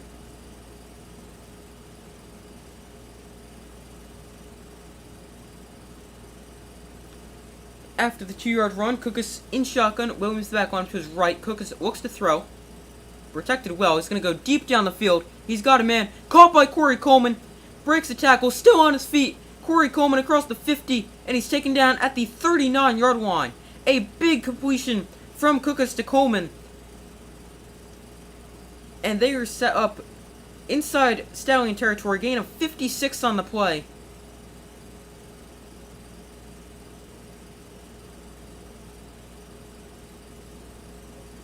Great throw by Cookus. And then Corey Coleman does a great job forcing 2 missed tackles and remaining in bounds. So he's able to get that extra yardage after the catch as well. Really nice throw by Case Cookus. And then Corey Coleman with a great job after the catch. He's now up to 4 catches, 107 yards, and a touchdown. Here Cookus goes back to the air to the outside. He throws that is caught by number 9. That is number 9. Have so many receivers, I can't keep them all straight. And so many good receivers. Number 9, whoever he was, he slipped and gained 2.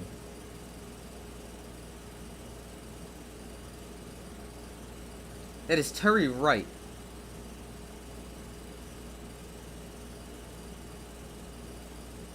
Have I heard about the new kickoff return rule in the NFL? Yeah, where if they call for a fair catch, it comes out to the 25.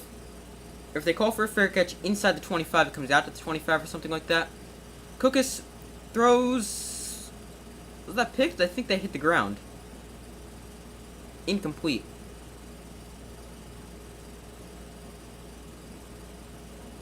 But, yeah, I heard about that. Very, very stupid rule. I don't like it at all. What they're essentially doing is they're just trying to remove special teams from the game of football. Case Cookus got absolutely destroyed on that one. I don't like it. I mean, kickoffs had already never really been returned much, but I mean, now if it's a short kick, it's gonna almost certainly be called for a fair catch. Cookus throws high and wide of the receiver Corey Coleman. That's gonna bring up a 4th and 9.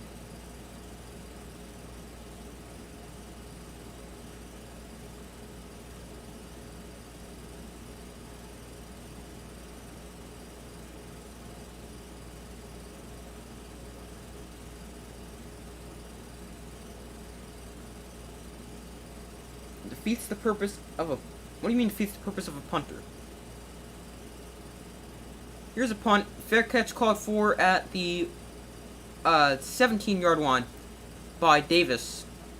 And that is where the Stallions offense will take over. 4:41 to go in the 3rd quarter. Stars lead this one at 14-10.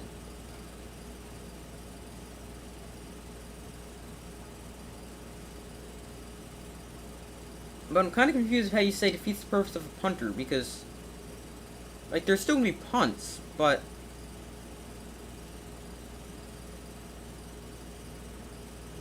Just now, kickoffs, it's... Like, what's even the point of doing a kickoff? It's just going to be brought out to the 25, whether it's in the end zone or a fair catch.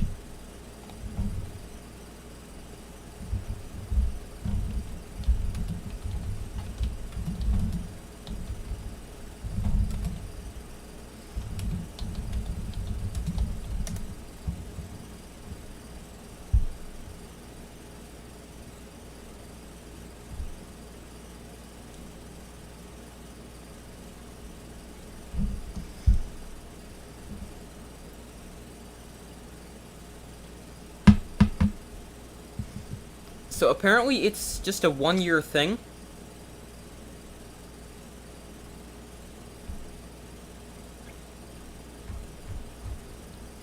But yeah, I don't like the rule.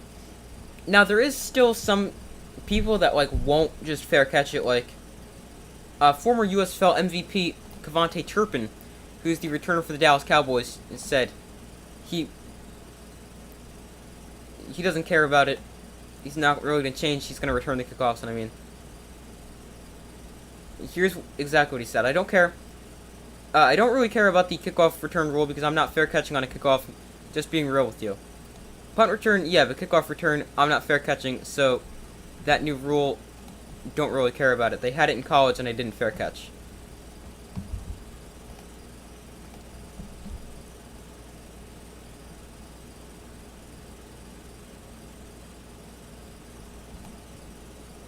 The purpose of a punter is to pin the other team deep. Yeah, on punts, that's only on a kickoff, though. The punter, if you call for a fair catch at your own 5, you're getting the ball at your own 5. That's just a kickoff. If you call for a fair catch at your own 12, you're going to get the ball at your own 25.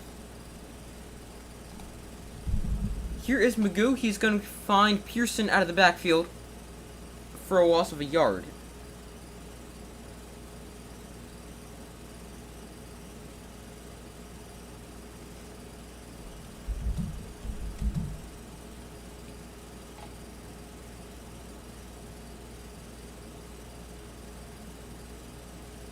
So here is a 2nd and 10.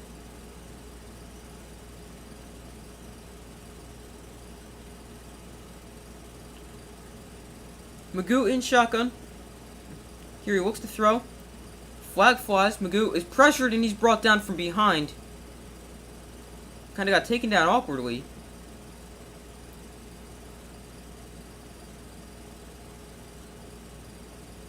See what this flag is. It's offsides.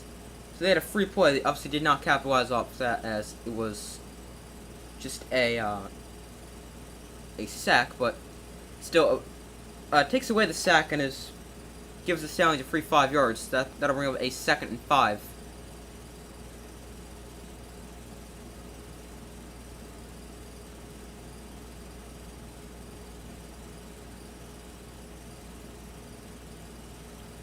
So here is a 3rd and 5, 3:45 to go in the 3rd quarter. Stars lead this one 14-10, each team with all 3 timeouts. Magoo hands off to Pearson, breaks a tackle, breaks another tackle, makes a cut, and is going to gain a 4 before he's taken down there.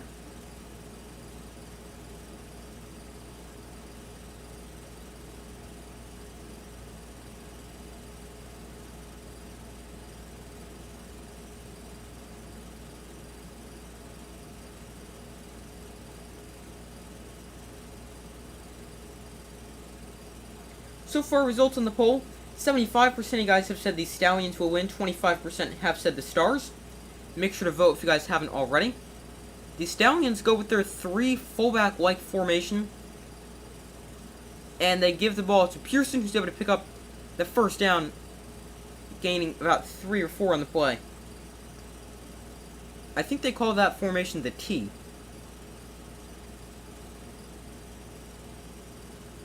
And then, I mean, that formation for the Stallions is just so unstoppable because everybody knows what's coming. Yet they still can't stop it.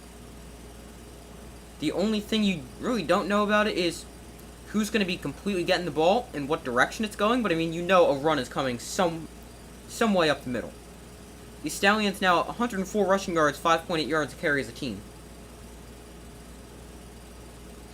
Magoo in shotgun. Rolls out to his right. It's designed roll out now. He continues to roll out as he's pressured. Fires downfield too high.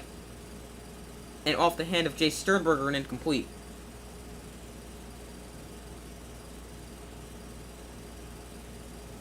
A flag is down, by the way, so.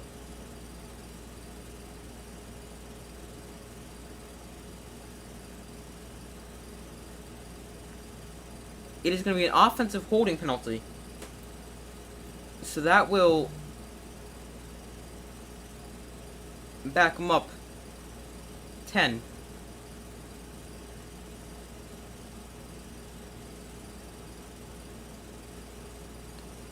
was on left tackle Ross Johnson.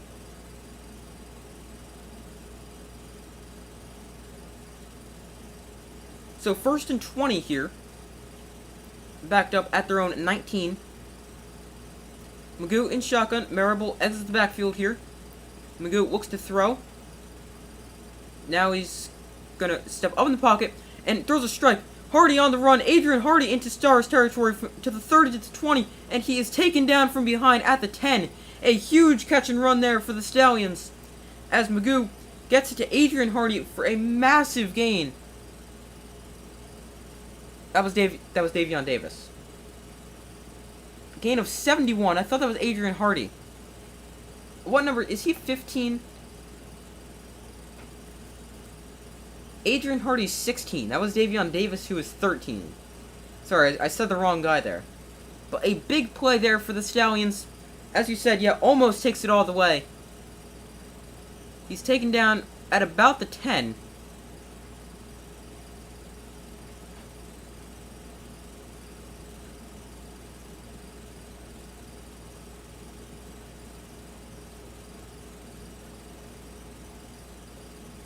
Davis had the touchdown earlier. Stars cornerback Channing Stripling limps off the field. Hopefully he's okay. He was the USFL's interception leader a season ago.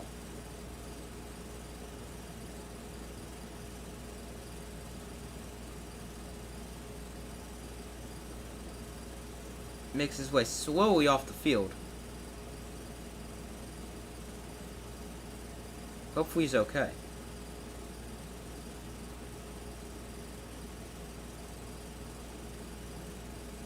It was chasing him, maybe just...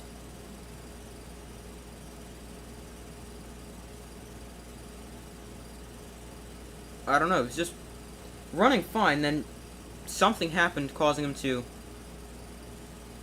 just completely stop pursuing the play. And appears to be in some pain now. Hopefully he's okay. It's like some kind of right leg injury. So 1st and goal from the 10 for the Stallions. Magoo in shotgun. Marable the back line to his right. Here is the give to Marable up the middle. He's going to gain 3, getting it to the 7-yard line.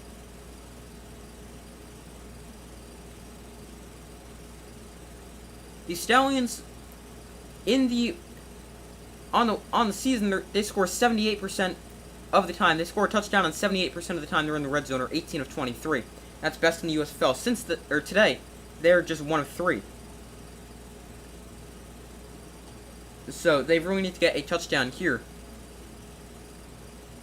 I'm trying to think. What's the other time? They scored once. I don't remember.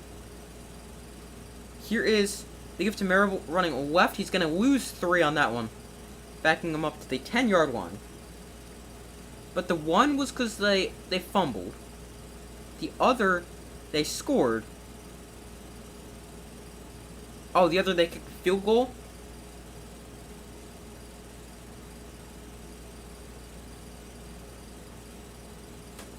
Alright, so the end of the 3rd quarter here. The Stallions trail 14-10, but they have the football at the 10-yard line. They will need a touchdown here, but I mean, it's not looking great for them because they got 3rd and goal from the 10. Give me 1 second.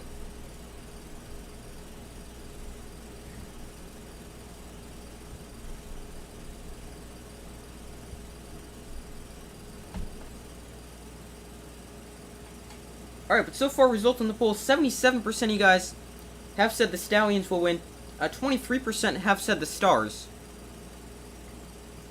It's been a lower scoring game than I expected so far, but I mean, still been pretty close for the entire game.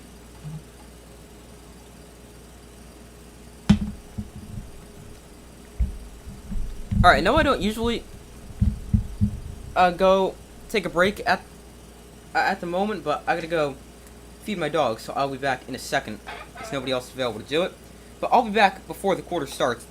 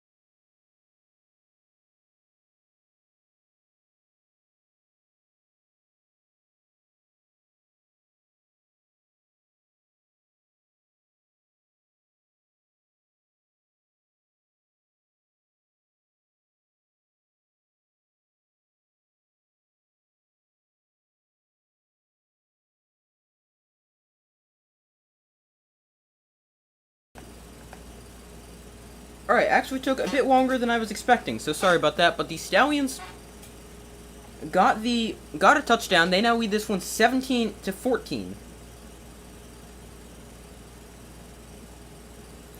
And a good catch wide open in the end zone. Alright, thank you for letting me know that.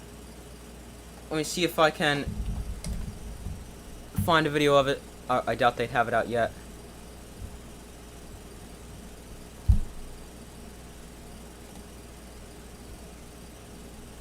Glad they have the extra point slash 2 or 3 option in the XFL. Most of the time, they never made the 2 point. Well, I mean, it definitely gets a big harder as you increase the distance. But I mean, then in the XFL, most teams opted to go for 2. But yeah, they didn't have a ton of success when they did that. So yeah. But I like how the USFL has the 1, 2, and 3, but I like how the just 1 point attempt is just a kick. That's what I really like about it. But Alex Magoo now, 227 passing yards and 2 touchdowns.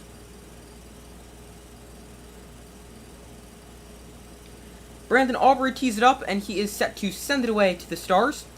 They trail for the first time today. Yeah, because the game has been tied before, but the Stars trail for the first time today. Here is Corey Coleman. No, not Corey Coleman. Number 9. That is right on the return. He gets up to the 44-yard line. And that is where the Stars will take over 1st and 10, trailing 17-14.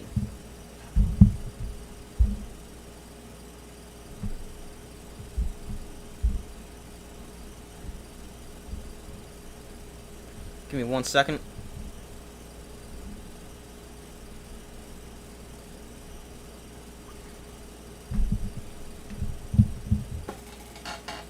Alright, but 1st and 10 here, 14:50 to go in the game.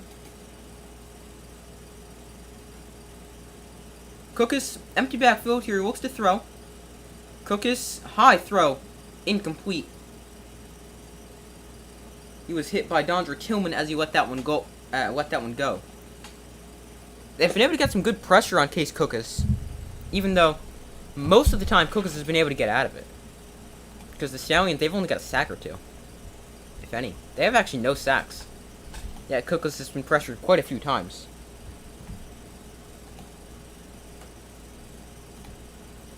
So 2nd and 10 here.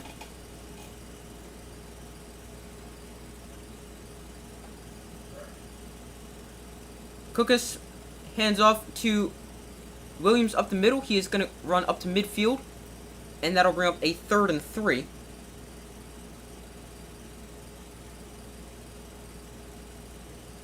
Now got some pushing and shoving going on after the play.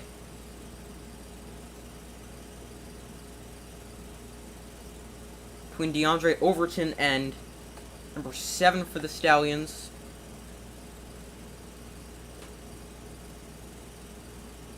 TJ Carter.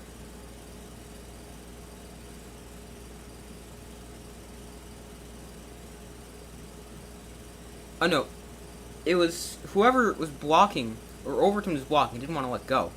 And then Carter started talking trash to him. Here's the throw out to Devin Gray. He makes the catch, stays in bounds, and he's taken down at the 30-yard line. Good completion there for the Stars. Gain of 20 on that one. Got it from the 50 to the 30. And the Stars really moving the football here on this drive.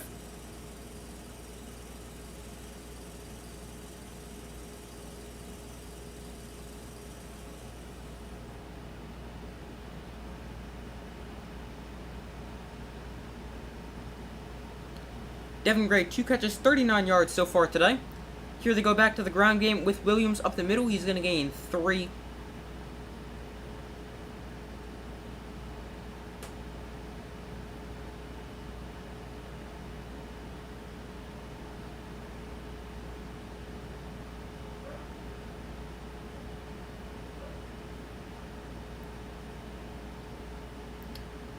Here's a 2nd and 7.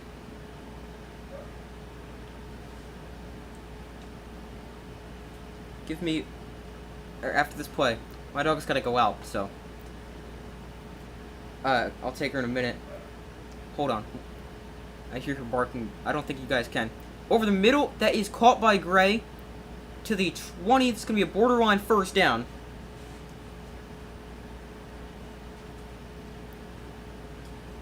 I'm just going to tell her to wait a second.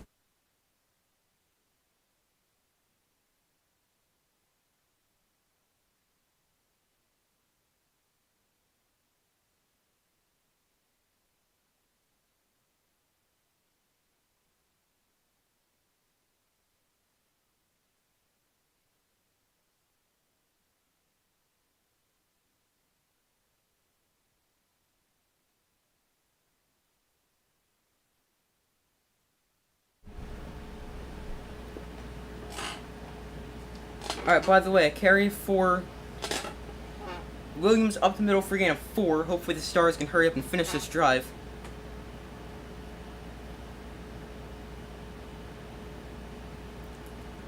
Dexter Williams up to 13 carries, 48 yards so far today. So 11 minutes to go in the game. The Stallions lead this one 17-14.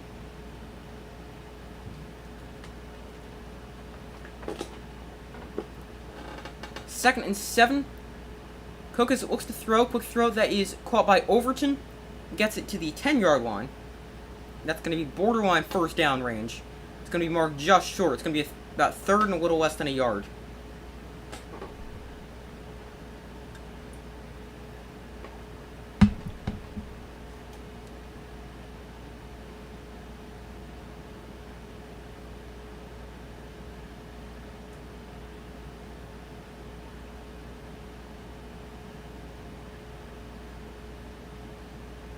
Do we have some kind of timeout we got here? Maybe not.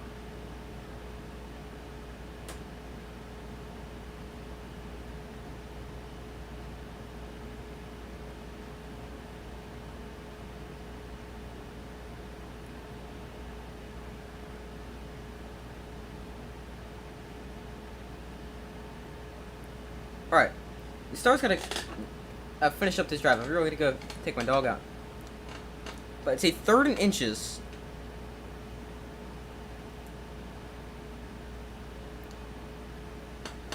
Case Cookers was sacked 19 times in week 1 through 4.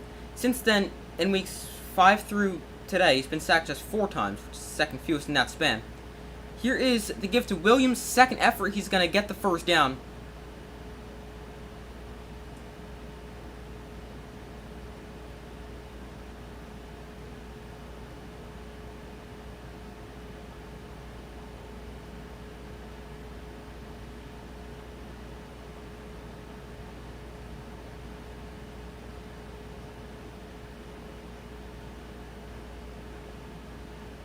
So 1st and goal, 9:40 to go.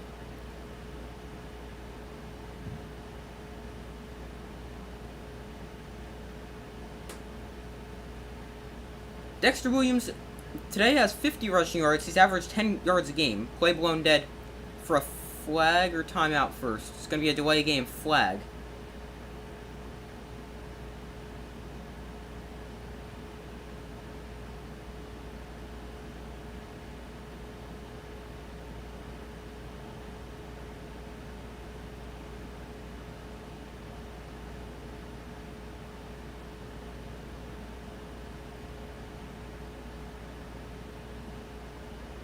So here is a 1st and goal from the 14 for the Stars. They trail 17-14. Cookus protected well. Now he's going to roll out to his right. Directs traffic. Cookus incomplete.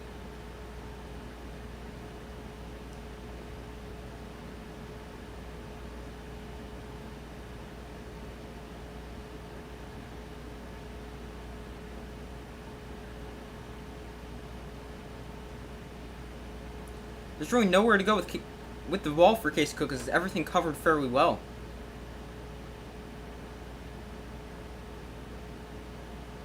And he just had to throw it away.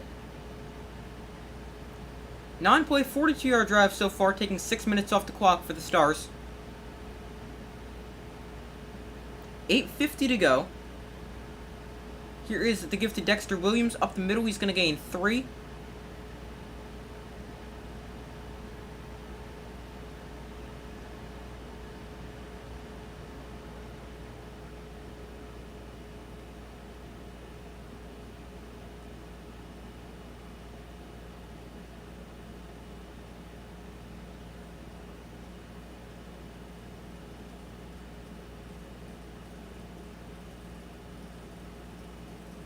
So 3rd and goal from the 11 for the Stars. Cookus in shotgun. Williams back on to his right. Cookus looks to throw. He's pressured. Rolls out to his right. Cookus on the run. He's going to take off and run. And he's taken down at the... oh, I bit my tongue. At the 7.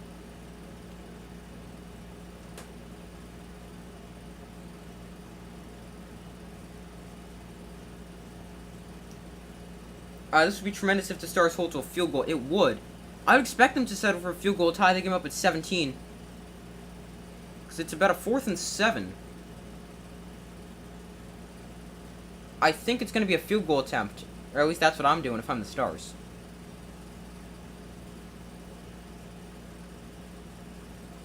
It is a field goal 25 yards away. And the kick is up and good. It is 17-17, and while they go to commercial, I'm going to go take my dog out really quickly.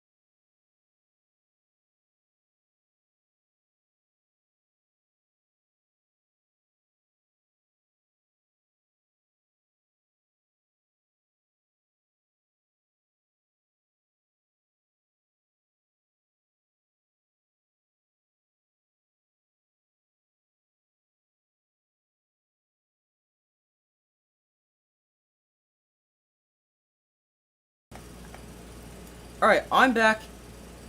Down the sideline, caught by Sternberger. Inside the 40s, taken down at the 27-yard line.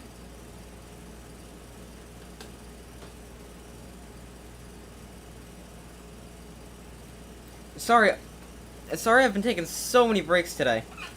Just not used to having to do all this. But gain of... I don't remember. It said 27 on that play. Only second half points so far for the Stars are 3. That's true. Big play coming up here. I'm not completely sure what you were talking about right there, because I was obviously not here. But game's still tied at 17, so nothing too crazy happened. Here is give to Marable running left, and he's going to get taken down after gain of 2.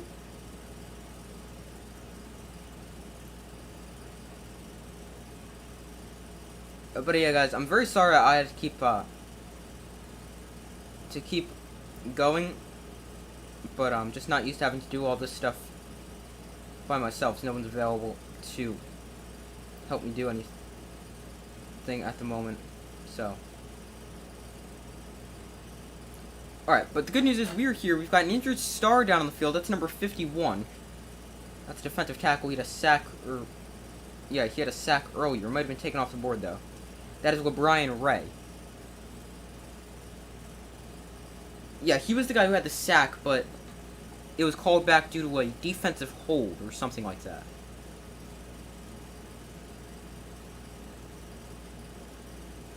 Alright, but 6:15 to go. Game tied at 17.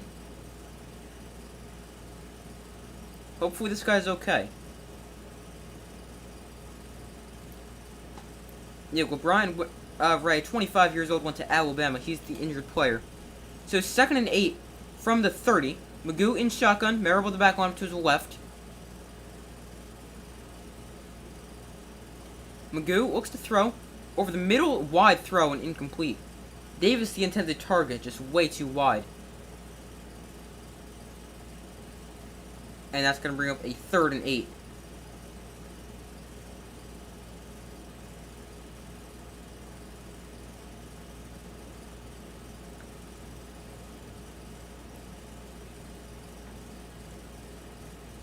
So 3rd and 8. Big 3rd down here for both teams. Stars looking to hold a field goal. Stallions looking to pick it up. It's a 3rd and 8. Stallions 6 of 9 on 3rd down so far. Magoo takes a snap. He looks to throw. He's going to dump this off to Marable out of the backfield. Marable is going to gain 7 on the catch and run. It's an interesting decision. Do you go for this 4th and 1?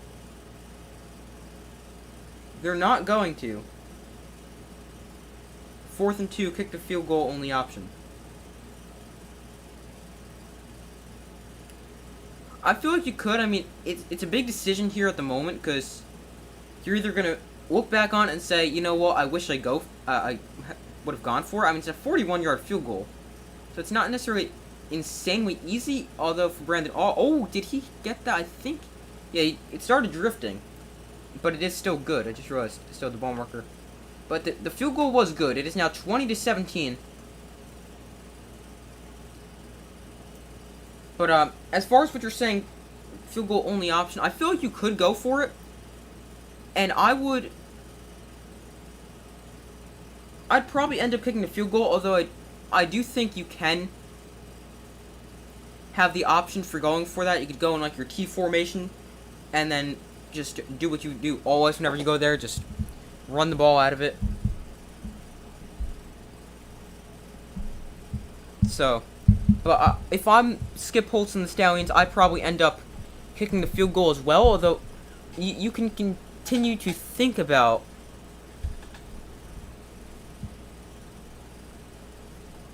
you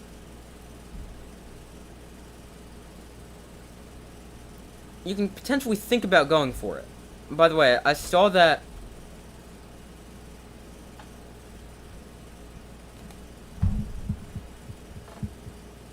the touchdown earlier for the Stallions where you said Sternberger was wide open. I saw that.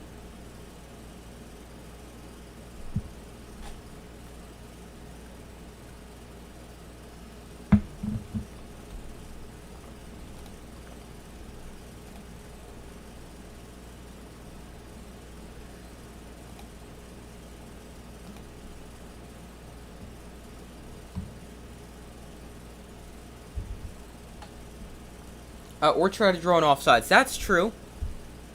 They definitely could have done that. Tried to draw them off, although timeouts could end up being pretty big in a close game like that, so I'm not completely sure if I try to do that. And I'm not really going to want to take the loss, so I'm the loss of 5 yards, so not really sure. It could definitely be... Oh, the stupid bug. Go away. But yeah, I can definitely understand what you're saying. I probably end up kicking the field goal as they did. But I mean, you've got to at least consider potentially going for it. The Stars, they will clinch a playoff spot with a win and a Generals loss tomorrow. So pretty high stakes. Still, no team, despite this being week 8, no team has clinched a playoff spot yet. As the USFL is insanely competitive. The Stars are looking to become the first team, but they're going to need a win today and a Generals loss. They currently trail by 3 with 4:35 to go. So the Stars, they get the football back. On the return here is right up the middle, gets it to the 47-yard line.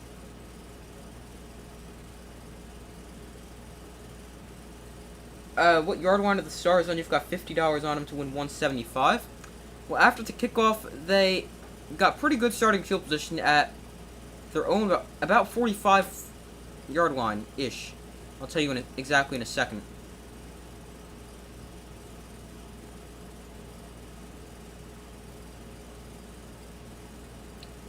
They're on their own 48-yard line.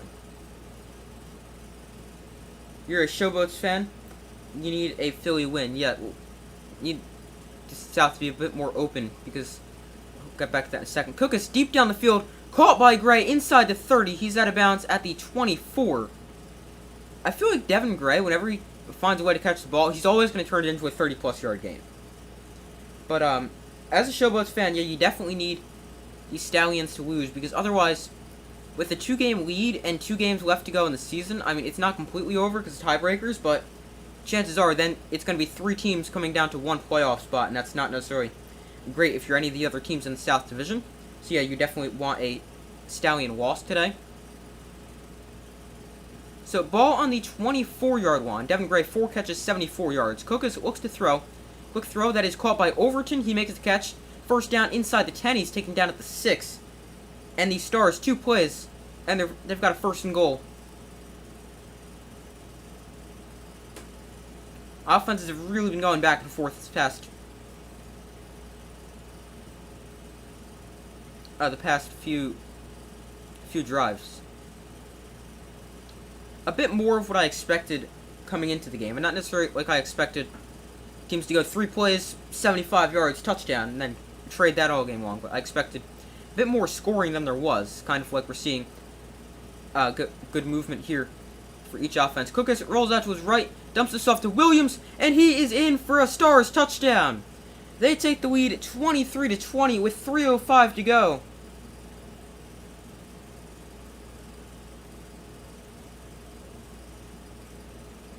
Three-play, 52-yard drive, taking 1:30 off the clock.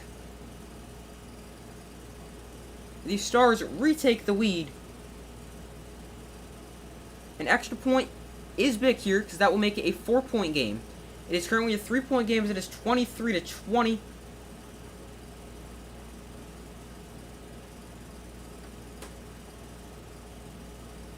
The Stars take the lead, a 6-yard touchdown catch by Dexter Williams. Aguilar for the extra point. His kick is up, and it is good. And it is now 24-20, so that was a big extra point. But time of the game left, it is 3:05. So 24-20 Stars. The Stallions still with plenty of time to work with, and I believe each team still has all 3 timeouts remaining as well. So this game, still plenty of time left. I know I wouldn't be shocked to see each team score another 7 to 10 points each, with how these two offenses have been moving the football.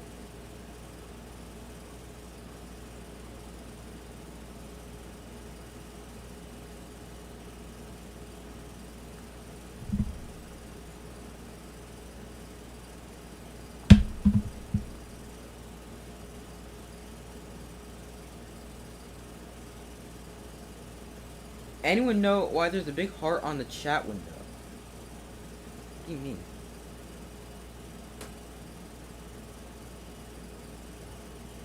Hold on, give me a second to see if I can figure out what you're talking about.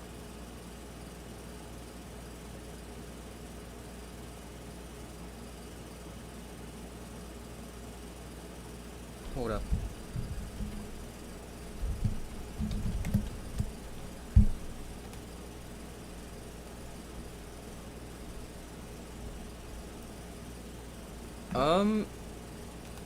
I don't see anything like that. Not completely sure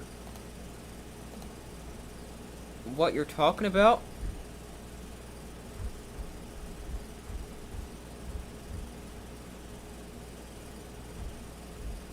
But, don't really see that.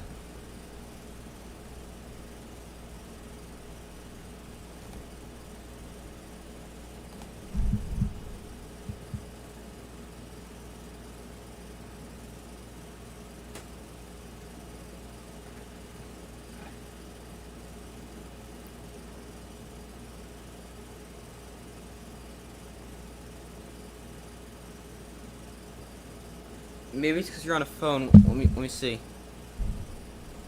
If it's got that on my phone. Give me a second.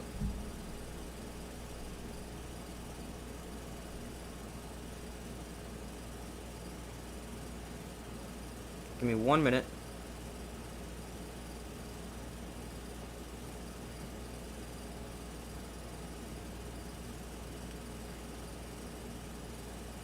Oh, I saw what you're saying. But the kick is away here. Here is Kane on the return. He's going to get it up to the 34-yard line.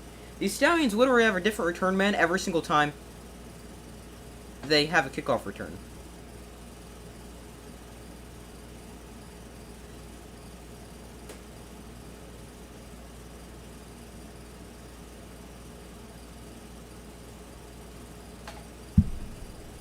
But, yeah, I'm not completely sure. I think it's just supposed to be pretty small in the corner, so if it's taking up your entire chat, that's probably something malfunctioning, but I'm not completely sure.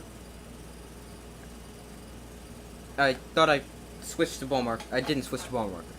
Alright, but from their own 35, exactly 3 minutes to go, each team still with all 3 timeouts. Magoo looks to throw on first down. Underneath, he's going to find Deion Kane. Kane makes one man miss, breaks another tackle, although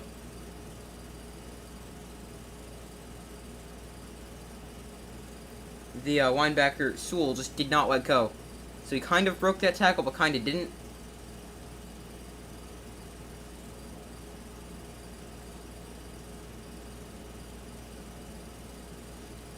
Second and 6, Magoo looks to throw once again.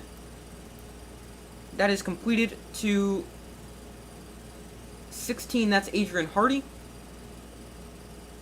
The Stallions do get a first right there. Got an injured player down on the field. That is number 20 for the Stars.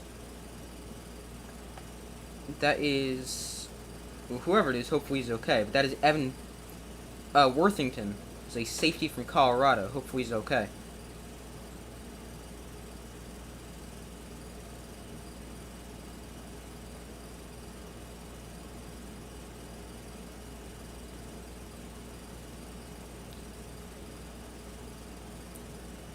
But 2:15 to go.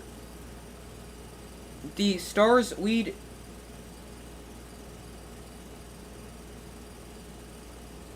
The Stars lead the Stallions 24-20. Oh, it's not taking up much of your chat window. Just wondering why it's there.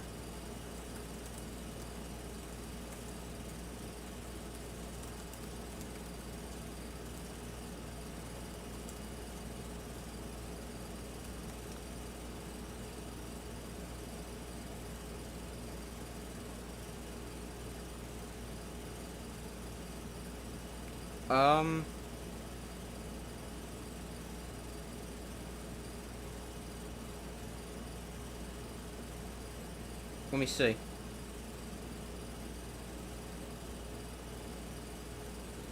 I'm not completely sure.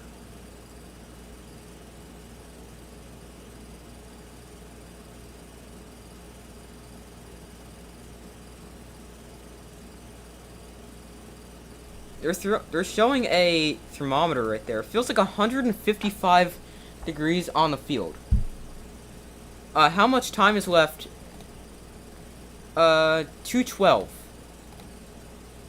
What yard Stallions on? They're on 48. Magoo looks to throw. He's pressured over the middle. That is caught by Davis for another first down. You got 1:45 left. Am I behind?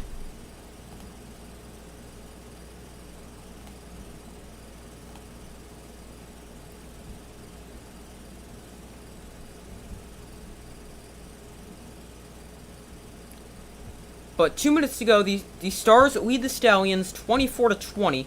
The Stallions are now on the Stars' 37-yard line.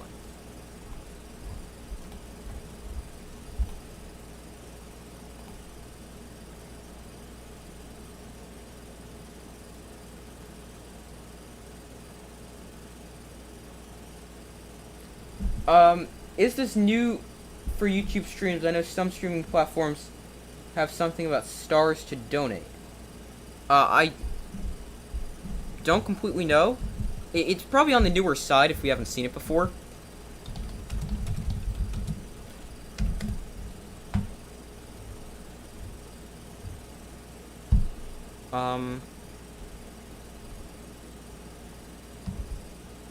Give me 1 second. Let me...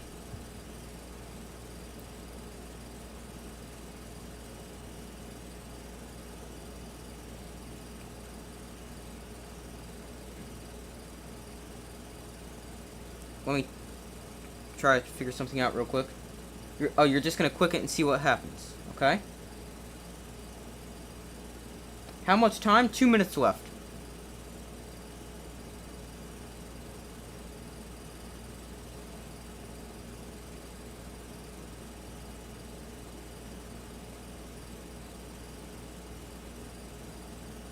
So what happens when I click it right here? It brings you like a little drop-down menu. And you can do like, it's 5 emojis. It's a heart, a smiling face, like a party thing, a shocked face, and then 100. Oh. If I click...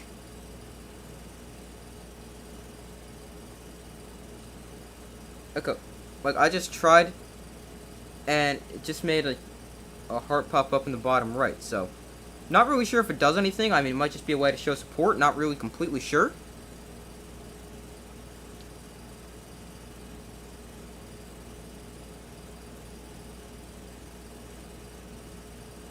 You think it's just for spamming emojis during stream? That could be the case. Don't really know.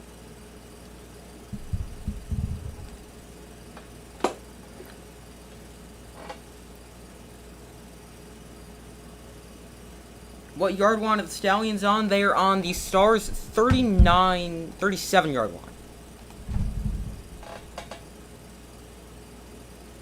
So 1st and 10 here for the Stallions. Magoo looks to throw, pump fakes, and underneath that is incomplete. Looking for Davis, that one is a little bit off the mark. And incomplete.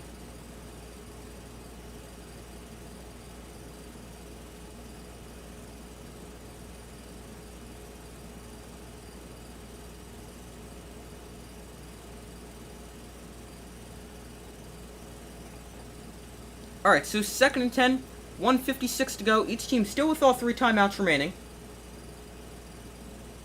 Magoo in shotgun. Off play action. Here he looks to throw. He's pressured. Magoo is going to fumble the ball, but he's able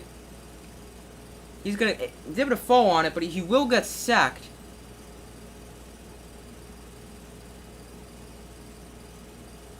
It is now going to be a 3rd and about 14. So it's 3rd down.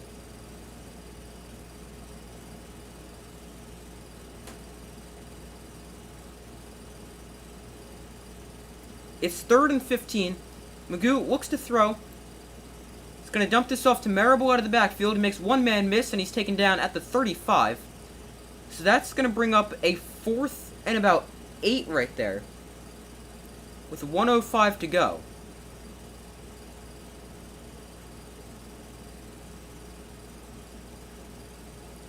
Now this is interesting if you're the Stallions right here. They're going to go for this. 4th and 8, 47 seconds to go. Magoo looks to throw.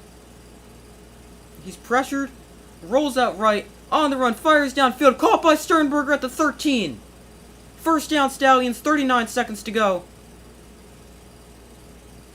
Clock temporarily stops.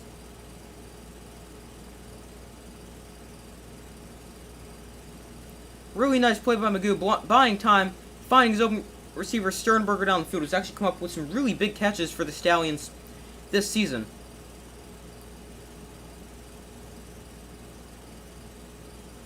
Stallions make a big play. They did. So with 39 seconds to go, the clock is now stopped. Well, appears as if somebody might have spent a timeout.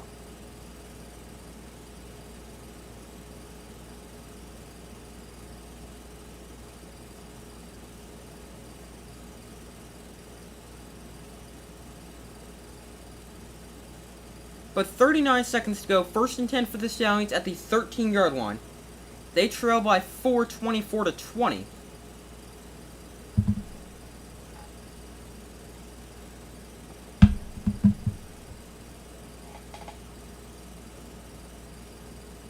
Two timeouts left for who? The Stallions? My screen still shows 3 timeouts for everybody.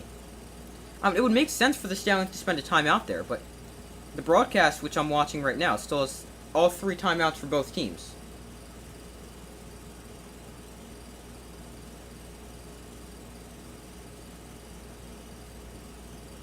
Oh, alright, now James. The Stars apparently spent the timeout right there.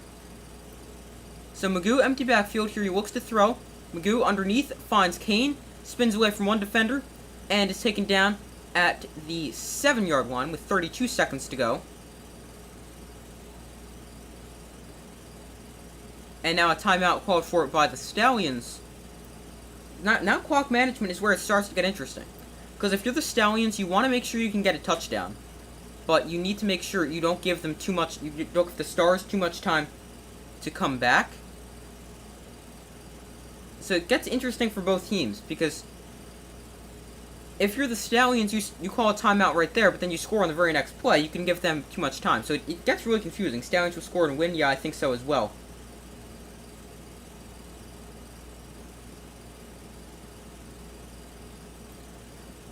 But 32 seconds to go.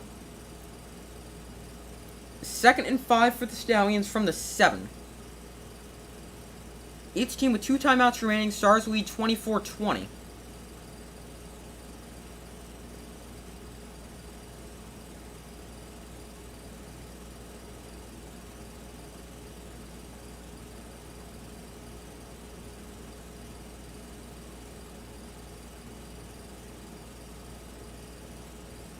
So 2nd and 5. Magoo in shotgun. Marable exits the backfield. Magoo looks to throw. To the end zone. Caught for a touchdown by Michael Petway. A 7-yard touchdown catch. And the Stallions take the lead. It is now 26-24. But there is still time left.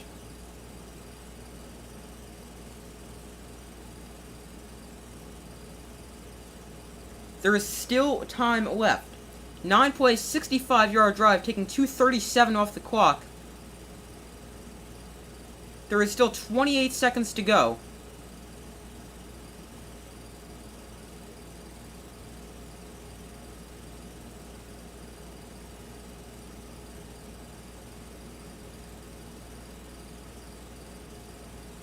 Well, Michael Petway with the touchdown catch.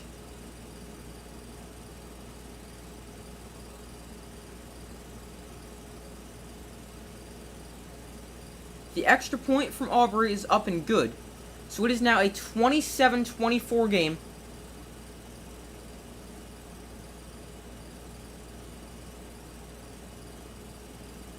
The extra point is good, yeah. It was a big extra point. Now field goal will tie it. Philly needs 2 long passes to get into field goal range. Yeah, they're probably going to... Aguilar's got a big leg. I mean, he hit from 50... What was it? 57 was his long the other day? Not the other day. A few weeks ago?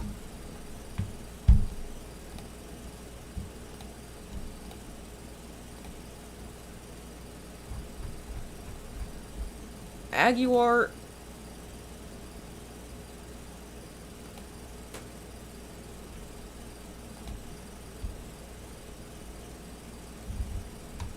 I don't know. But he can hit from pretty far.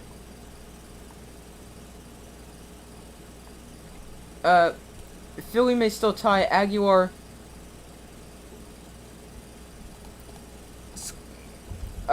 scored 8 field goals against New Jersey. 56, you think? Yes, somewhere 50-something. So he can hit from distance. He hit multiple 50-yarders that game. Here is the return by Wright. Don't want to waste too much time on this return. Wright gets it up to the 30 with 21 seconds to go.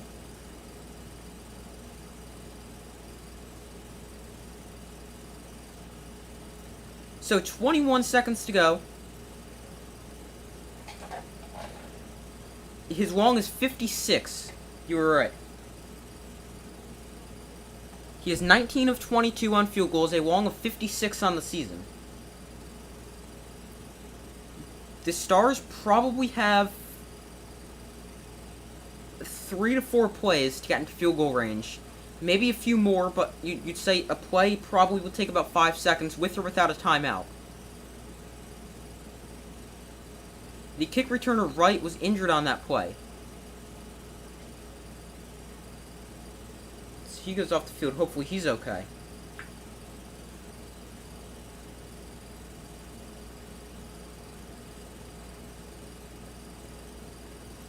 So 1st and 10 here, 21 seconds to go from their own 30.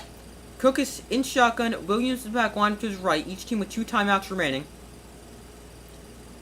Cookus looks to throw, he's pressured, and he's going to throw that away on 1st down. That took exactly 5 seconds.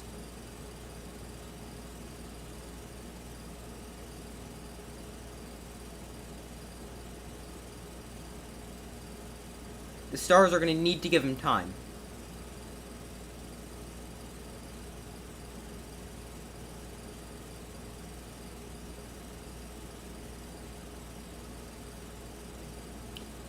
So 2nd and 10, 16 seconds here.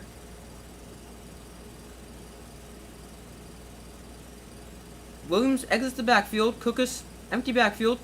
Here he looks to throw. This time he's got plenty of time. Now he's going to take off and run. What are you doing? Timeout. 9 seconds to go now.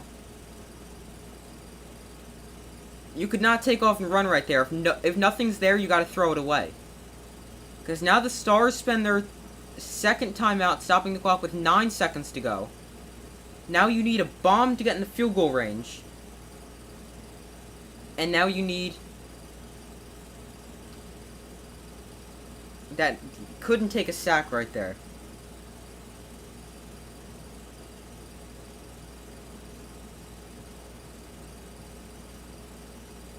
Alright, but while we wait for this next play, if you guys can make sure you like the stream and subscribe, I would greatly appreciate if you guys can do that. So, make sure to hit that like button and subscribe. So I greatly appreciate that.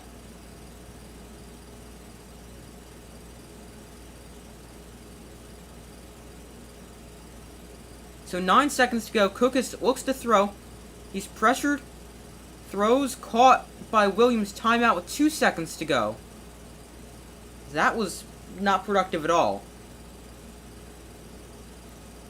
Final timeout called for by the Stars. Now they're going to need some kind of miraculous Hail Mary lateral type play.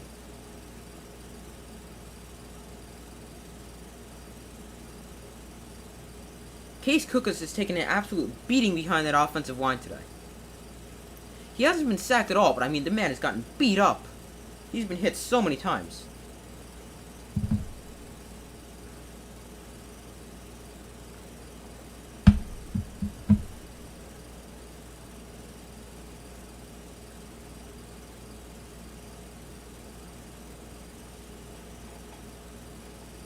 Hail Mary, yeah, they've got 2 seconds. No timeouts. I mean, you can't even run a play in 2 seconds, so it doesn't really matter how much time they've got. Or how many timeouts, because you can't run a play in 2 seconds. Alright, but from their own 40, I mean, if Case Cookus can reach the goal line, it's possible.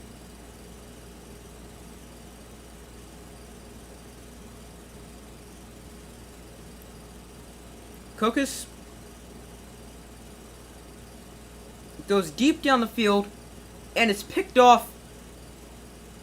The Stallions win it. Picked off on the final play. He had to wait a bit longer.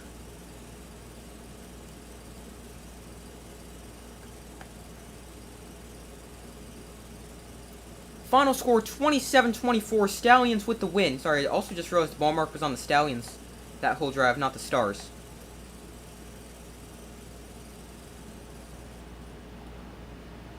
Final score 27-24. What Case Cookus needed to do there was he wanted to throw that a little too soon. He needed to do some kind of like rollout and then get himself up to the line. And then launch, because he also needed to give his receivers a bit more time to get down the field. But the Stallions win. They improved to 6-2 and are most likely going to secure themselves one of the two spots in the playoffs from the South, although nothing's official yet.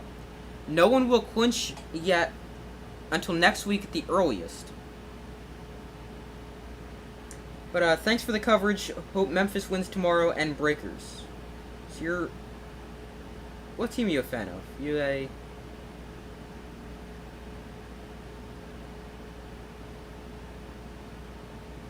Trying to think.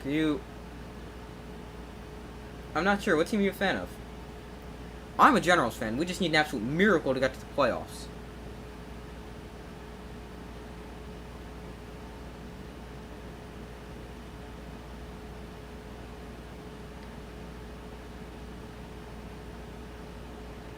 Alright, but yeah, that is going to do it for today's stream, everybody. Thank you guys for joining me. Make sure to like the stream, subscribe, turn notifications to notice any upcoming videos or any streams in the future. Not going to be streaming either of the games tomorrow, but obviously I'm going to be streaming more in the future.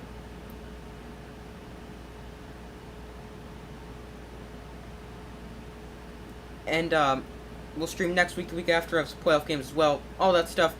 But yeah, make sure to subscribe, turn notifications to any upcoming videos or any future streams. But thank you guys for watching. Hope you all have a great rest of your day or night. And I will see you guys in the next one.